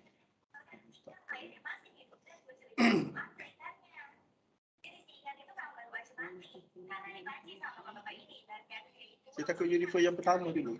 Mula-mula yang kata yang kosong tu. Yang tak ada senarai nama. Dalam So yang awal tu ada CSR, tapi kalau refer yang dalam Google Drive tu baru yang latest punya. Tak apa sebab you group yang sama. Ini you present semua je SDG tu menggantikan corporate social responsibility tu. Okey, kiranya saya just present satu topik tu je lah, CDG, SDG tu lah. Nanti you tengok you present juga satu company yang ambil sampel dia punya reporting ni, SDG reporting, sustainability report. Baru kena dengan tajuk ni, sampel. Okay, faham. Okay. Yes, Okay, thank you. Dah saya kena baca dah makin menggari-gari dah. You punya slide ni bagi saya cantik. Cantik. Okay lah. Yes. Tapi you punya presentation ni sebab tak apa clear kan. Saya pakai 3.75 sahaja. So ada problem, dengar tak dengar present okey sangat. You mungkin boleh present apa terus dekat sini instead of buat recording tu. Kita tak apa tu. Tapi presentation tu 3.75. So in total 8.25 lah. Slide okey. Better lah. Nampak dia punya professional. Okay, sir. Sir, saya ada satu soalan nak tanya, boleh ke? Boleh. Boleh. Saya nak tanya soalan saya, apakah perbezaan antara CSR dengan ESR? Ada banyak perbezaan tak? CSR dengan? CSR. Apa tu? TSR. Corporate Social Responsibility. CSR dengan? ESR. ESR ni apa? ESR tu yang ada group tadi present. ECG. Environmental, Social and Governance. Betul yang tu. Definitely dia tak sama lah. Tajuk pun tak sama. Environmental, Social and Governance. Ya. Itulah. Environmental, Social and Governance. Yang you punya ni CSR. Dia lain, tak sama. Corporate Social Responsibility. Environmental, Social and Governance. Mungkin you confuse dengan social ni kot. Social ni mungkin sama lah. Tapi environment dengan governance ni dia tak masuk part of Corporate Social Responsibility. Dulu CSR. Mungkin sekarang dia dah improve jadi ESG. Improve jadi SDG. Lepas ni dia lain. Tak sama. Mungkin social je lah lebih kurang je. Social responsibility ni. Social punya.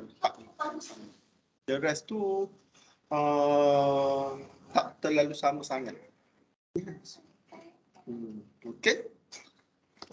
Okay, thank you sir. Sir, saya pun ada satu soalan, curious. Okey, Aisyah. Macam apa, kita tahu company ni mostly buat CSR sebab nak dapat pengecualian cukai kan sir. So macam bagi pendapat sir, macam berbaloi ke company buat CSR tu kalau contoh pengecualian cukai tu just macam ada percentage tu kan?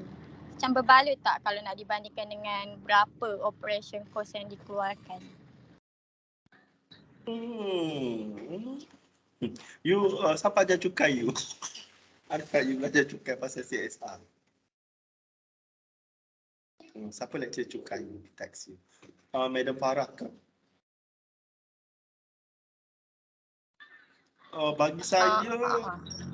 Bagi saya CSR untuk untuk tax tu macam agak macam tak banyak impact sangat sebenarnya.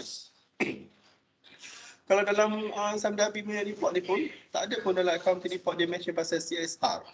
Contribution CSR kepada tax. Tax. Mungkin inisiatif government tu you boleh dapat.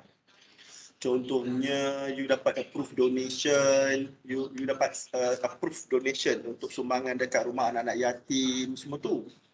Yes, itu approve donation, yes. Tapi CSR ni dia banyak. You pergi cuci pantai, you keluarkan 100,000 untuk cuci pantai. Lepas tu, you keluarkan 100,000 untuk tanam pokok, paya bakau. And then you pergi cuci kubur, cuci semua tu, situ semua tak ada resit. Macam you nak claim income tax tu? So yang saya faham, approve donation, yes. Benda-benda yang macam kerja-kerja cuci bantuan banjir semua tu, as and when kalau government tu ada masuk dalam dia punya tax relief ke, dia dapat rebate ke, dia dapat tax incentive ke, yang tu yes, boleh. Tapi CSR as a generalnya, kalau you nak cerita pasal income tax tu, saya rasa tak ada, tapi tak banyak sangat. Kalau company dia nak buat untuk tax, dia kena pergi dekat government punya insentif tu. Contohnya 10 years exemption untuk ECER company yang ada status atau East Coast Economic Region. Contohnya di Aviacom University dia ada 10 tahun tax exemption. So 10 tahun tak boleh bayar cukai. Bila kita join ECER punya, so kita dapat status ECER tu, yang tu you dapat tax. Lepas tu insentif lain lah. Mungkin ada insentif green insentif ke, yang tu yes, itu insentif. You join insentif itu. Kalau CSR secara keseluruhan ni dia tak sangat. So CSR ni yang saya faham approve donation kena ada approve punya ni. Kalau tak you kena jadi biasa punya expenses biasa yang tak related dengan tax. So untuk tidak mengkonfuskan you, untuk CSR ni sustainability reporting semua tu dia ada kaitan dengan tax. Dia lebih kepada tax incentive, approve donation, apa-apa yang kerajaan keluarkan dalam bajet. Kerajaan buat announcement macam COVID-19 ni, kalau dia kata tapi macam yang COVID-19 pun tak banyak insentif kerajaan untuk ni. Kena belajar cukai pula lepas ni. Itu contoh-contohnya. Ada tapi tak terlalu banyak. Okay, next. Okay, so thank you. Okay, you're welcome. Insentif banyak, tax incentive.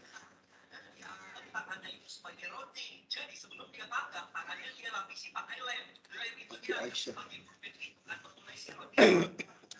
Aisyah.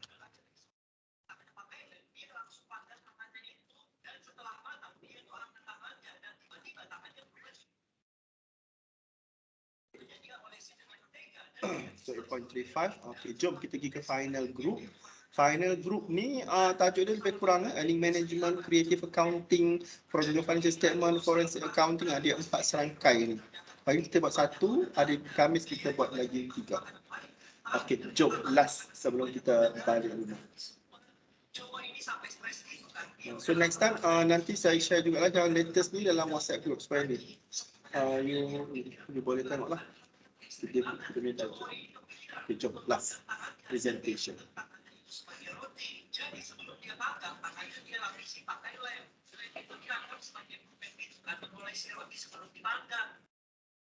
Boleh je.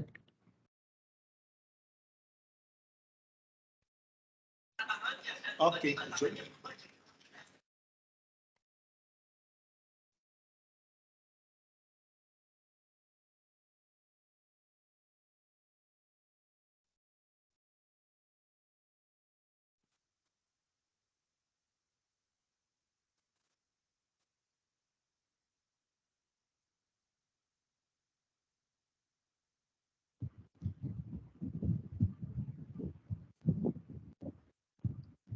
Okay. Okay, Assalamualaikum to all. Today we will present about earning management and earning quality presented by Muhammad Syafiq Reza and Muhammad Syarul Helmi. Okay, hello, I'm Muhammad Syarul Helmi bin Suhaimi. I will briefing to you all the topic about earning management. Okay, earning management, the table of content. First, what is earning management? Second,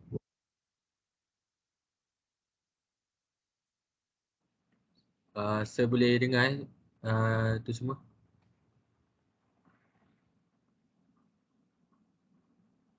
Tak boleh dengar, tak ada. Tadi je sikit.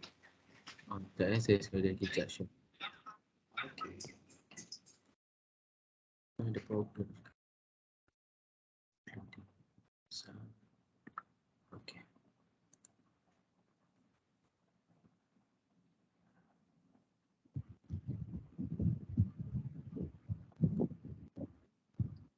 Okay. okay, Assalamualaikum to all. Today we will present about earning management and earning quality presented by Muhammad Syafiq Reza and Muhammad Syarul Helmi. Okay, hello, I'm Muhammad Syarul Helmi bin Suhaimi. I will briefing to you all the topic about earning management. Okay, earning management, the table of content. First, what is earning management? Second, why understanding earning management important to management? Third, pattern of earning management, and lastly, advantage and disadvantage earning management. Okay, earning management is a practice followed by the management of a company to influence the earning reported in financial statement. It is executed to match a set target, and it is different from managing the underlying business of the company. An earning management strategy use accounting method to present an excessively positive view of a company financial position, reflecting earning. Okay, next slide is why understanding earning management important to management. First, it enable and improve understanding of the usefulness of net income. Second is both for reporting to investor and contracting. And third is help avoid some of the serious legal and reputation consequences that arise when firm become financially problem. And next is pattern of earning management. There are four: taking a bet, income minimization, income maximization, and lastly income smoothing.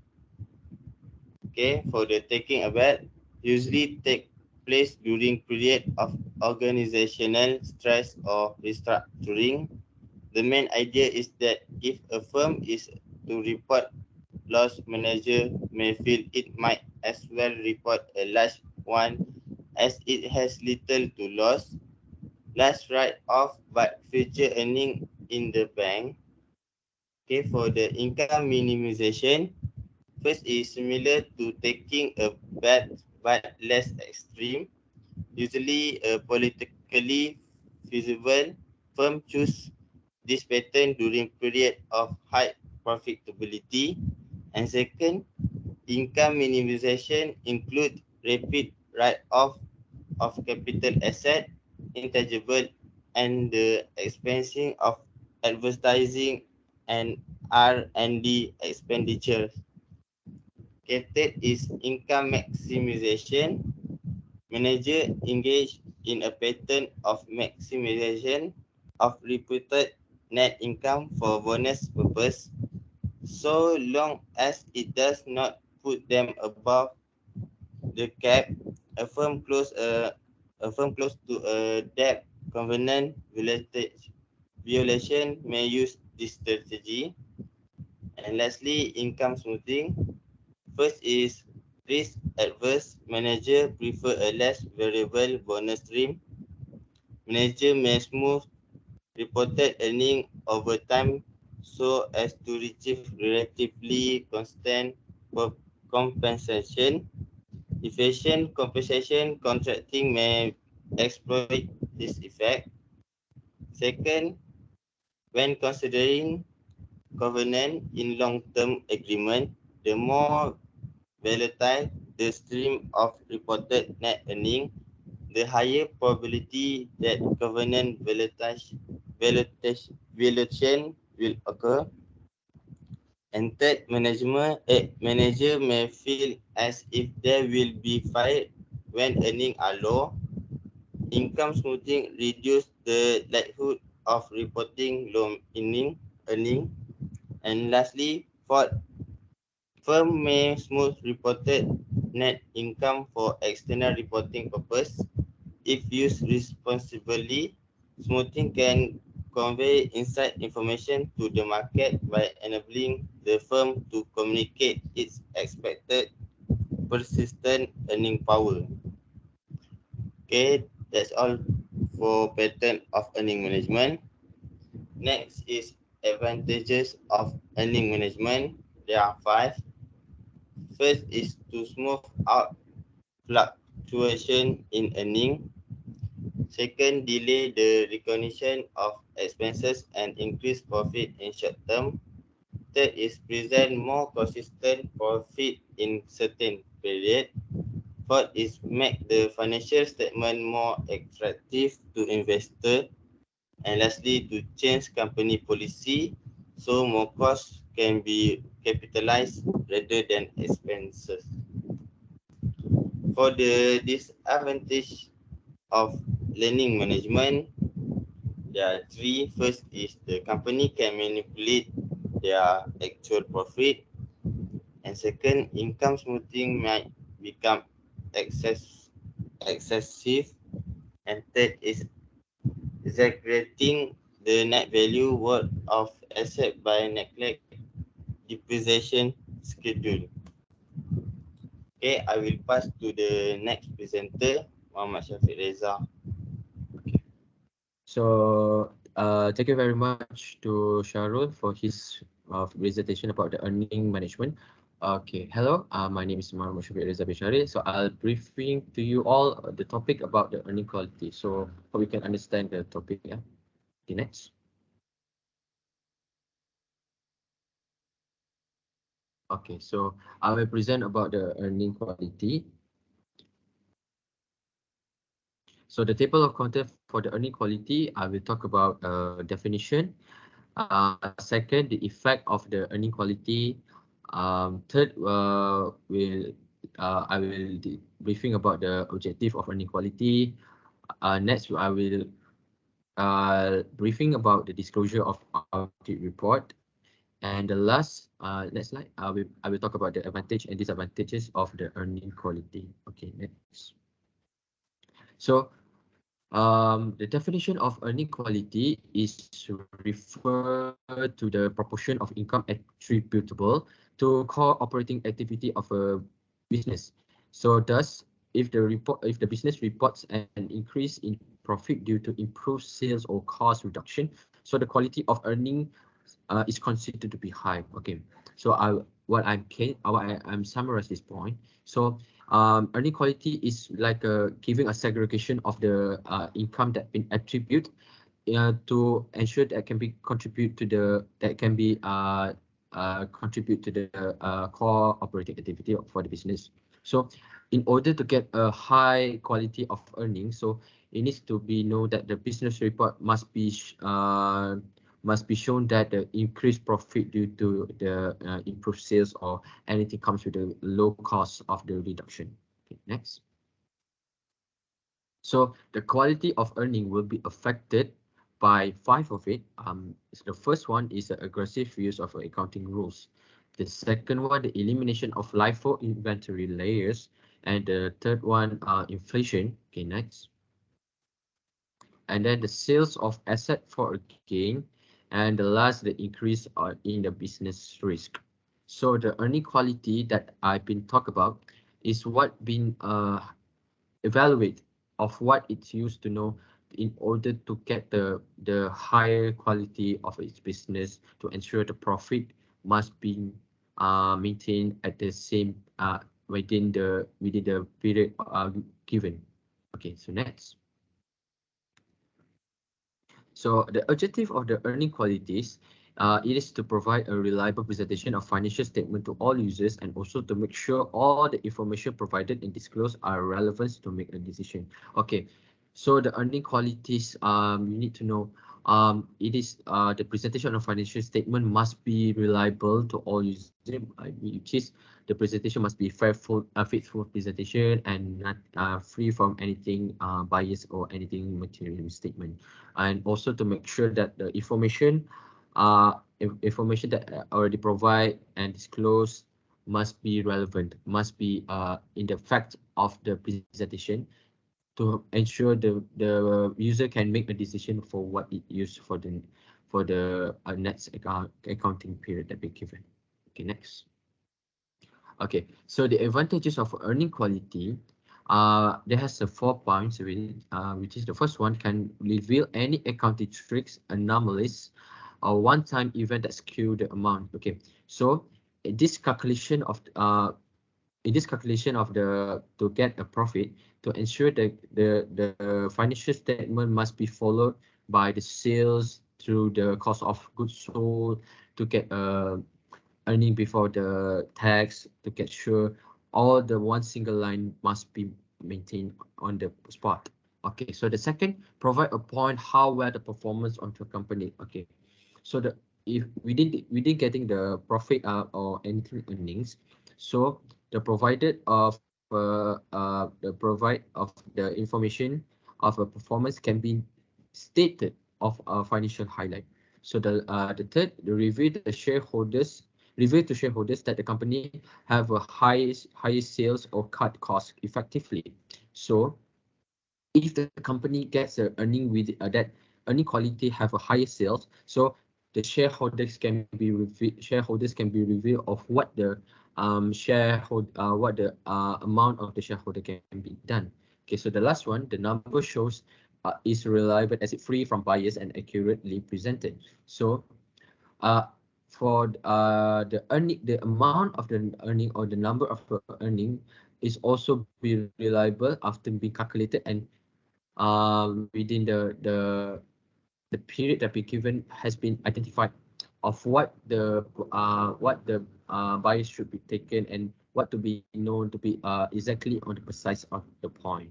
Okay, so the next disadvantages of earning quality. So the first advantages, earning manipulation could be happen if, let's say, the earning having a higher cost or lower sales, so the earning quality can be affected by the single line of the financial statement for the calculation. Okay, so the next second point, which is the stock might be undervalued to reduce the number of shares outstanding, in which that if anything comes to shareholding outstanding, in order to reduce, so the stock might be undervalued in order to maintain the profit of or the earning that been provided. So the last one, the company might decrease their 1-year debt by using refinancing method, in which that if the managers decide to refinancing the financial statement of for its debt, it will be decreased the debt has been used for the liabilities or could be affected on the earnings for the special purpose. Okay, next. Okay, so we discuss about the past year paper UITM. Okay, for the past year paper UITM question 5B, earning management has been viewed in a negative light. However, it has been said that there could be a good side to earning management required. Do you think that earning management is good, bad, or both? Discuss. My answer is I think that earning management is both, which is good and bad, because earning management could be a good side. For the first point is the good side is to smooth out fluctuation in earning. For the description, company can clearly identify their earning using earning management. Second point is delay the recognition of expenses and increase profit in short term. And second point is present more consistent profit in certain period. The description is it enable and improve understanding of the usefulness of net income. And fourth point is make the financial statement more attractive to investor.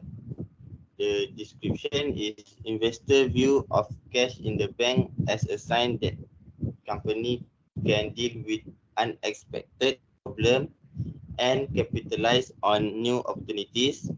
The amount of cash that left after company meet expenses each period is a sign.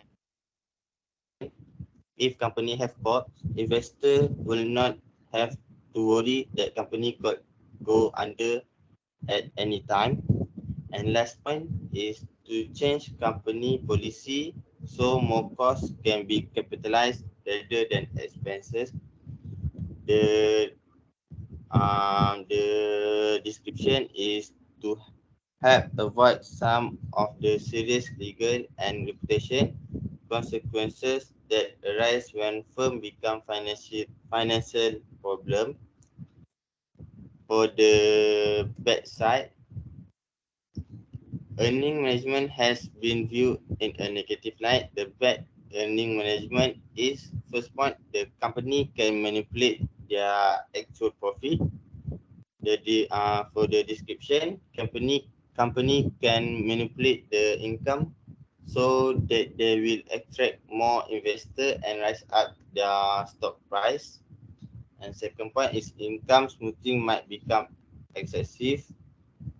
And last point is exaggerating the net value worth of asset by neglect depreciation schedule.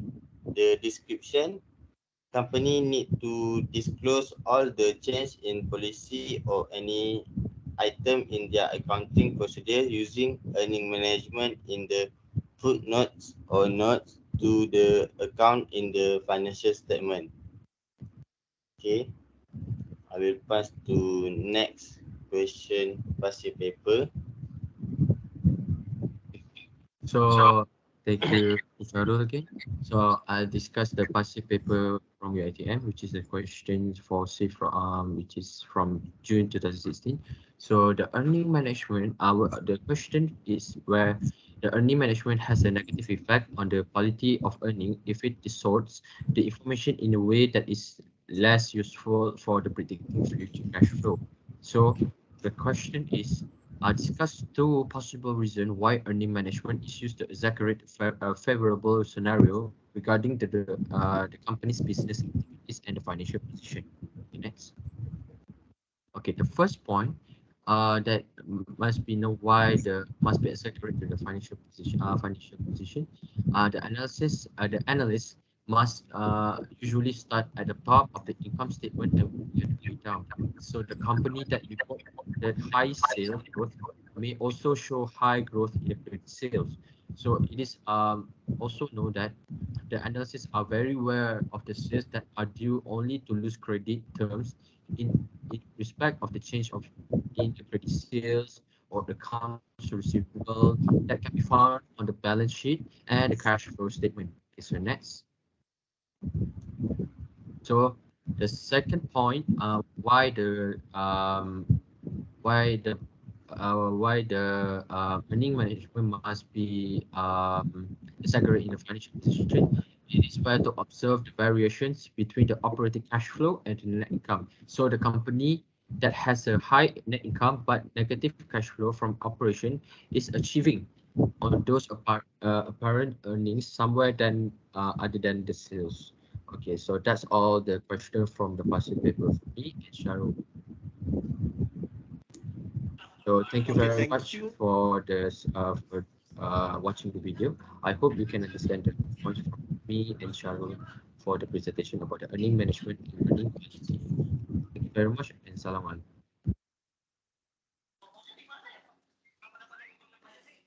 Okay, thank you Sharon and Sharon. Sharon and Shakib.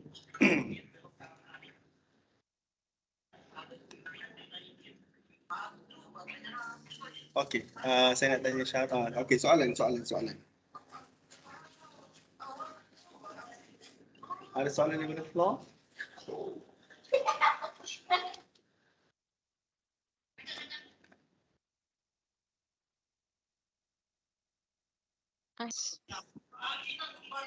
Yes, soalan.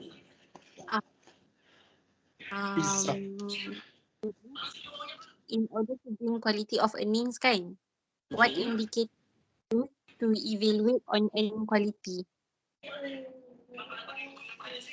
Okay, so thank you to Sabrina. And give me a moment to open my slide.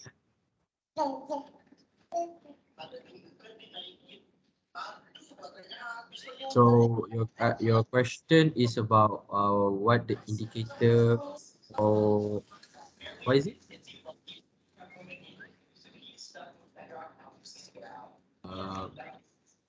What indicator can be used? Is it?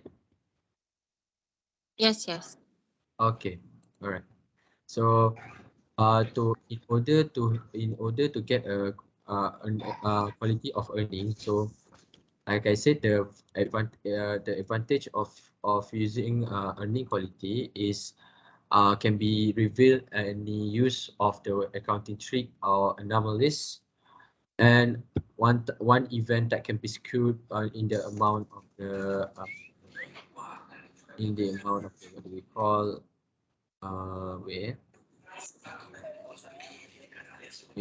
one event that is skewed that amount of the financial statement.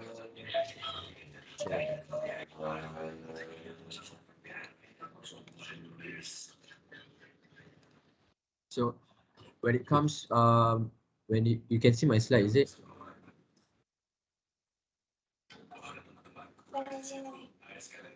So I assuming that you guys can see my slide. Okay. So I'm saying can be your answer is can reveal any accounting tricks, anomalies, or one-time event that skew the amount. So in which that if you are in the if you are to get something that you want to get the earning quality of what it's used for the financial statement or put in the position of the financial statement and so on. So you can know what it comes to say. Like I said, first part must be known on the high sales cost. So in which that we know what the amount of the sales or cost of goods so can be used in order to get the earning quality of it. I think that's all the question. Did I hear the answer of it, Sabrina? Yes, sir. Thank you, Shafiq.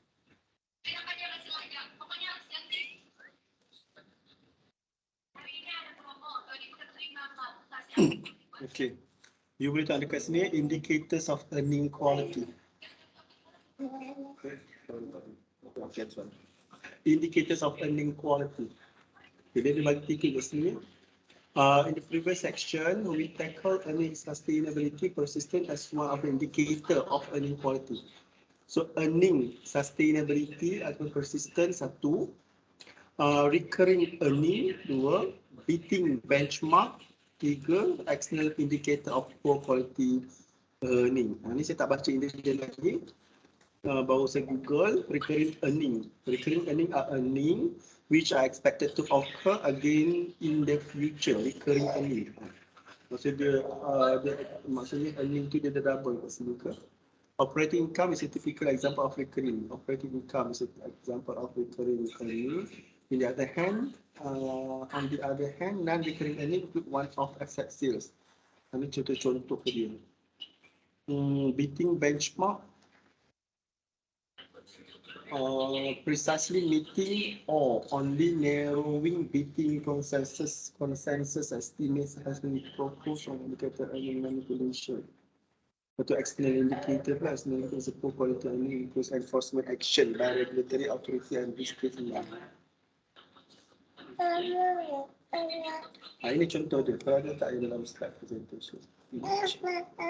Indicator of earning.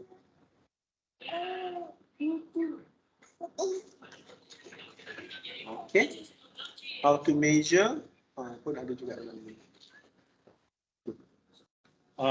Okay, soalan lain? Lain tak soalan?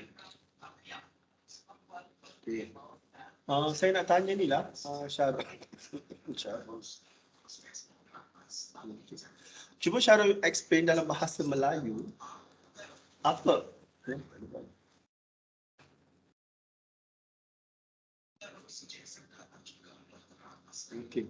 Cuba explain apa yang grupnya faham tentang apa pula?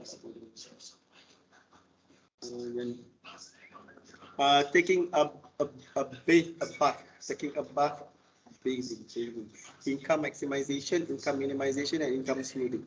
Cuba cerita dalam bahasa Melayu. Apa cerita ni? Dengan dia punya ni.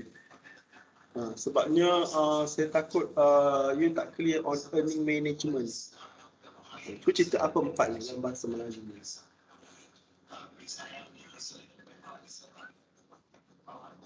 You bagi contoh satu, tengok.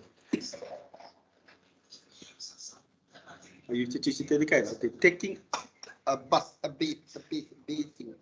Bath. You pergi mandi. Dia kata taking pergi mandi ya. Pergi mandi tu apa yang you buat?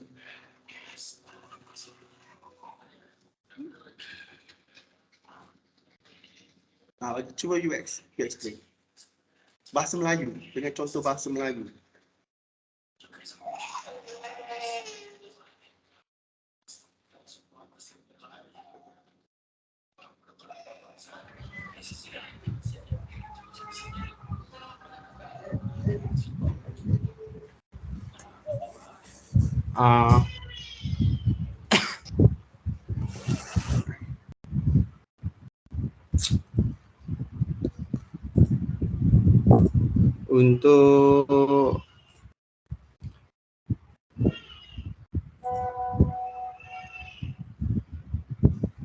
Untuk apa ni, taking bath ni contoh yang saya minta.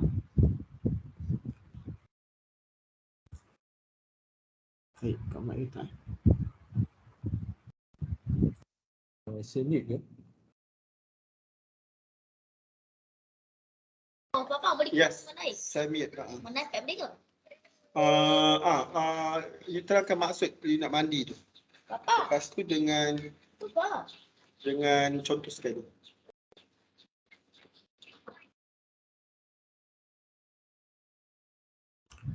Maksud dalam bahasa Melayu dia pattern of earning management ni macam strategi company menggunakan earning management ni. So untuk taking a bath ni, idea utama dia jika company ni nak laporkan kerugian, pengurus mungkin masyarakat ia juga boleh melaporkan yang besar kerana ia mempunyai sedikit kerugian. So maksudnya dia macam dia nak tipu dia punya kerugian tu yang sikit tapi dia buat kerugian tu macam besar.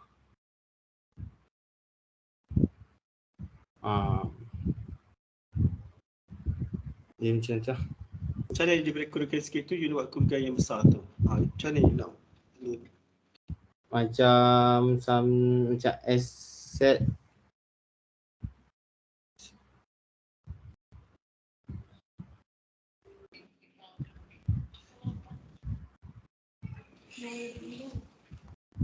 kerugian, contoh kerugian company dia tipu dalam financial statement lah, macam aset yang penting semua tu pada tapi dia punya apa tu pendapatan dia letak dalam bank tapi dia punya kerugian dia tunjuk dekat financial statement besar. Lepas tu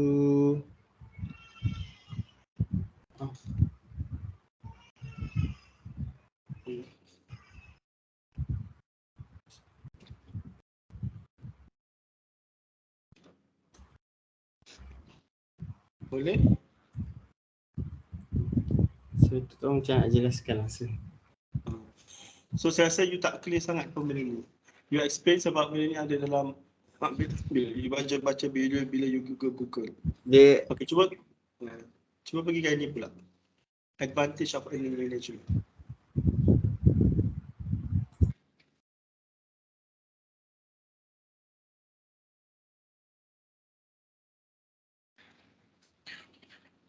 To smooth out fluctuation in earning.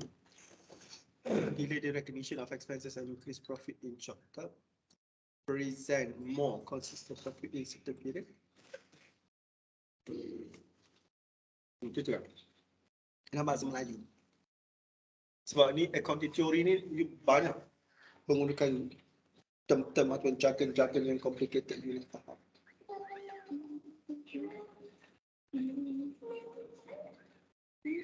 Okey, cuba terang dalam bahasa Melayu.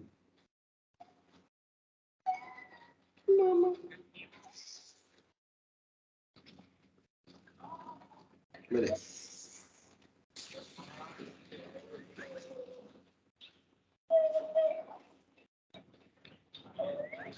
Cuba terang dalam bahasa Melayu.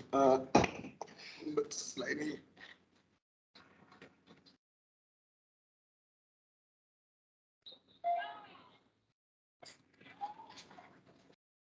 Advantage of earning management to smooth out fluctuation in earning. Can someone tolong dia untuk menterjemahkan dalam bahasa Melayu? Untuk bahasa Melayu to smooth out fluctuation in earning ni untuk melancarkan turun naik dalam pendapatan lah. Okay. Contoh macam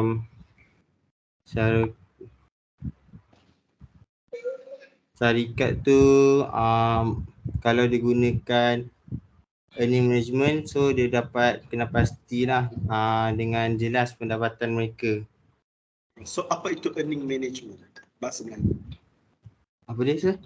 Apa itu earning management dalam bahasa Melayu? Sebab dia kata tadi company kalau guna earning management tu dia boleh contoh smooth out the fluctuation in earning. So apa itu earning management dalam bahasa Melayu dia? Pengurusan pendapatan. Okey, macam mana you nak uruskan pendapatan tu?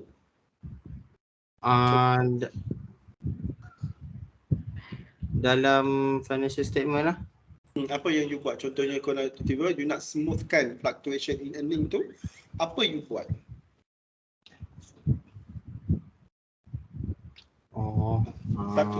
Satu contoh.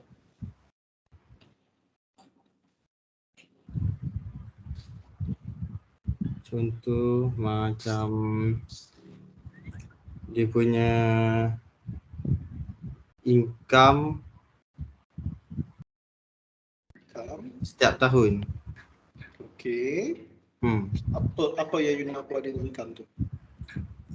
Income setiap tahun tu boleh, kalau kita buat financial statement, so kita boleh nampak jelas lah. Tahun ni kita income berapa persen bertambah macam tu. Okay. So maksudnya you tak faham pun earning management tu apa? You tak faham. You present ni, you tak faham pun earning management tu apa. Soalan saya tadi, apa itu earning management, you tak boleh jawab. Okay. Earning management ni ialah benda jahat yang company buat. Company menipu. Itu earning management. You manage, you macam you jadi creative accountant. That's why saya kata topik dia lebih kurang je. You buat creative accounting. Contoh macam Asia selalu buat creative accounting, recognition tu dia main putar balik undang-undang, menang dia. So earning management ialah you putar belikkan accounting you supaya nampak jadi cantik. You pusing-pusing, you buat kreatifnya supaya orang luar nampak company you cantik. Figure semua tip-top. Profit semua profit, untung tinggi-tinggi. Apa yang you nak buat? Macam mana you nak buat? So you jadi kreatif, seorang yang kreatif tentang accounting. Itu management. Earning management. You memanipulasikan data accounting tu untuk you punya personal punya interest ke, company punya interest ke, shareholder punya interest ke, top management punya interest ke, you memanipulasikan data accounting you ataupun accounting transaction you. Itu earning management. Dia versus dengan earning quality ni ialah earning tu you nak provide yang paling berkualiti. Maksudnya kalau you nak you follow MFRS tu 100% supaya semua, once you follow semua MFRS tu, semua you dah disclose. Tak ada pun yang you dah disclose. You sangat bagus. So earning you sangat berkualiti. Kalau you kata aset tu dah tak boleh guna, you dispose. Clearkan aset tu tahun tu. So dia clean. So earning you cantik. Earning you based on actual. Kalau ada speculation ke, speculation, contohnya speculation, ada inspection yang you punya tangki nak pecah, contohnya dekat plant. So you dispose siap-siap. So you cantikkan. Earning you, pendapatan you bersih. Bukan bersih. Pendapatan you tu is pendapatan yang betul, yang berkualiti, yang you tengok. Earning quality ni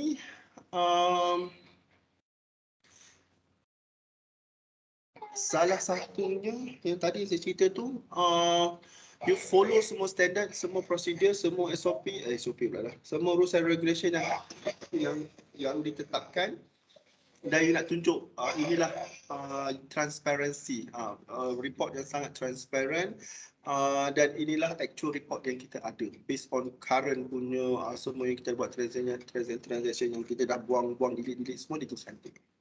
So dua benda berbeza. Contoh saya bagi satu ya. Okay, taking a bath ke a bath ke tak sure ni. I'm taking shower. Okay. Take a bath. Okay. Tahun ni you rugi. Okay, macam mana you nak jadi untung juga? Tahun ni you rugi, macam mana you untung? You ambil expenses semua tu you bawa ke tahun depan. So bila expenses kurang, you dapat profit. Itu aktiviti dia. Okey, revenue tahun ni banyak sangat ni. Kita tak nak bayar cukai ke, kita nak apa? Okey, kita cut revenue tu, kita tukarlah accounting apa ke, semua transaction ke, kontrak ke, tukar, movekan revenue ke tahun depan. So that bila you tengok accounting report ni, saya dah buang kata accounting report.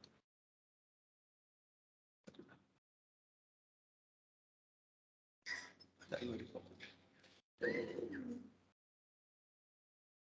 Download.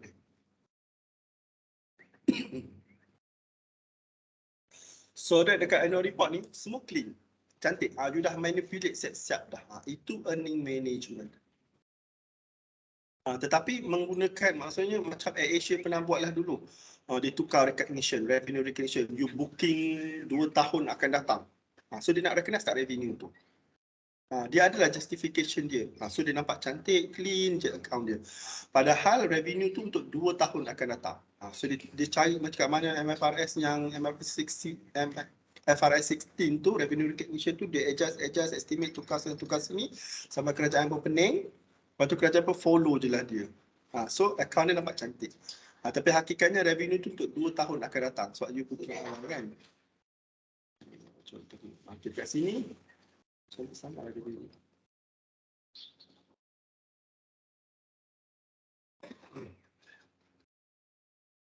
Kalau you tengok dekat sini, kalau macam inilah sikit-sikit saya tunjuk sikit-sikit. Ni. Dia nak cantik lah, dia punya revenue cantik. Bila investor tengok, wow, cantiknya revenue. Wow, cantiknya profit before interest and tax. Wow, net profit cantik, tak ada loss. Dengan cara company tu menipu. Dia buat earning, dia manage earning tu. Dia yang manage earning, tukar sana, tukar sini, tambah expenses, tolak expenses, tambah revenue, tolak revenue. Contohnya dia ada kontrak. Tahun ni loss, tapi dia nak curi revenue. Dia dapat kontrak tahun depan. Dia movekan kontrak tu ke tahun ni.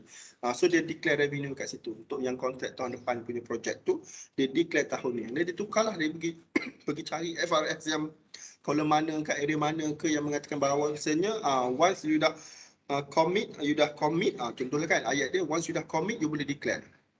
Dia carilah dekat clause mana dekat FRS tu supaya benda tu nampak okey. Kalau tak pun dia buat je lah, tak apa FRS janji auditor dia tak perasan. Janji auditor dia setuju. Janji auditor dia release auditor report. So report dia cantik. Itu earning management. You memanipulasikan. Macam ni usually take place. Okay, earning ni you buat a strategi ni. Strategi ni biasanya take place during period of organisation to stress. Dia ada financial stress, financial instability ke, masa tu tahun tu financial distress. Okay, macam mana dia buat? The main idea is that if a company is to report loss, manager may feel it might as well report a large one. Maksudnya kalau macam dia habis Highcom, ada satu tahun tu dia report loss yang gila-gila. Dia dumpkan dekat satu company. Bila? Highcom annual report ni. Satu tahun tu dia dump semua sampai loss dia $500 million. Tahun tu dia buat impairment of asset sebab dia memang dah loss lah. Dia loss gila-gila. Tapi saya tak sure lah tahun dia. Dia tak tahun 2020. Tak sure part 3 mungkin. Part 4. Dia dumpkan loss tu dekat satu tahun. So maksudnya dia assume tahun ni bulan 9 contohnya, bulan 9 kita memang dah loss. So dia cari semua aset yang tak boleh digunakan, semua dia write off. Semua plan-plan dekat proton-proton semua dia impair. So tahun tu dia rugi seteruk-teruknya, tapi tahun depan dah cantik dah. So dia dah cleankan semua loss itu dalam satu tahun, dia dumpkan dalam satu tahun. Itu creative accounting dia guna. RB pernah buat sekali. Kita ingat. Cari part 3, part 2. Satu tahun tu dia loss 500 juta. Dia cleankan plan dekat Proton rasanya. 5-year financial period. Ni semua earning. Lagi Asia biasanya menggunakan yang benda-benda macam ni lah untuk dia recognize sebab revenue dia 2 tahun, 3 tahun, setahun, 2 tahun ke hadapan. Dia collect in advance. Tak apa nanti you tengok. Di RB Highcom ni dia ada 5 years financial performance.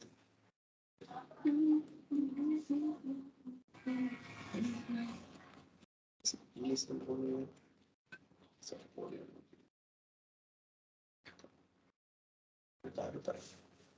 Kalau cakap lagi ke.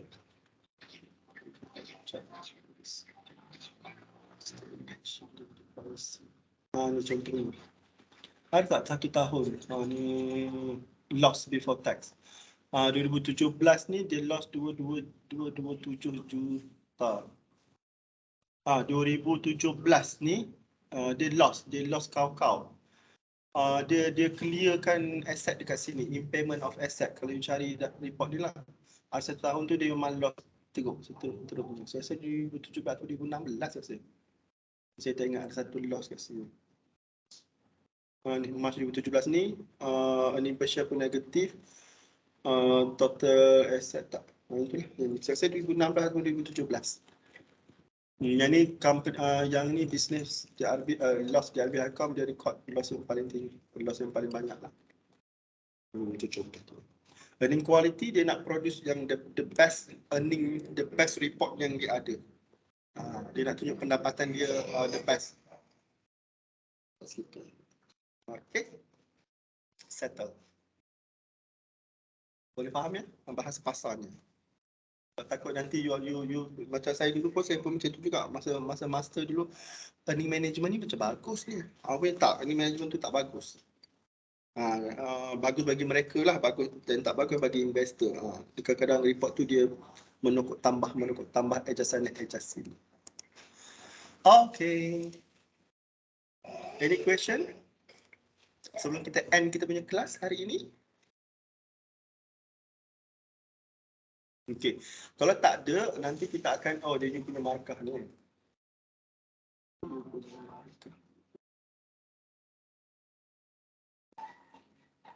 Okay, slide presentation you. Dia hitam. Biasanya untuk ni kita jarang guna hitam dah. Untuk ni. Slide presentation ni saya bagi 3.75. Presentation ni 3.75 juga. So 7.5. Dia punya presentation. Okay. Improve next time ya. Okay. So kalau macam tu kita end kita punya kelas today. Thank you so much. Dah 10:30 malam. Thank you because you still sampai 10:30 dengan saya. See you on Thursday night. Pukul 8 malam untuk third round. Kita punya presentation. Kita settlekan 3 round presentation sebelum kita berpuasa. Okay, kalau ada soalan boleh tanya. Kalau tak, thank you so much. See you then. Assalamualaikum. Waalaikumsalam. Thank you, sir. Thank you, sir. You're welcome. Thank you. Assalamualaikum. Thank you. Sir. Okay, soalan? Apa for the next slot kita orang punya ni, saya dengan Cari pasal accounting for COVID-19. So ini nak refer kepada company punya annual reports ke ataupun macam mana? Tak, ni tak refer pada accounting report. Ini accounting for COVID-19 ni kalau ada apa-apa yang perubahan untuk COVID-19 punya. So lepas tu kita orang nak refer macam mana sih kalau dekat Google tu apa semua? Ada kan slide accounting for ni. Saya ada share slide. Nanti saya tengok mana. Kalau tak ada saya beritahu saya deh. Maksudnya accounting for COVID-19 impact. COVID-19 slide go. Saya ada bagi dah. Ada. Accounting for COVID-19. Ini contohlah reference ni ada 18 pages ni.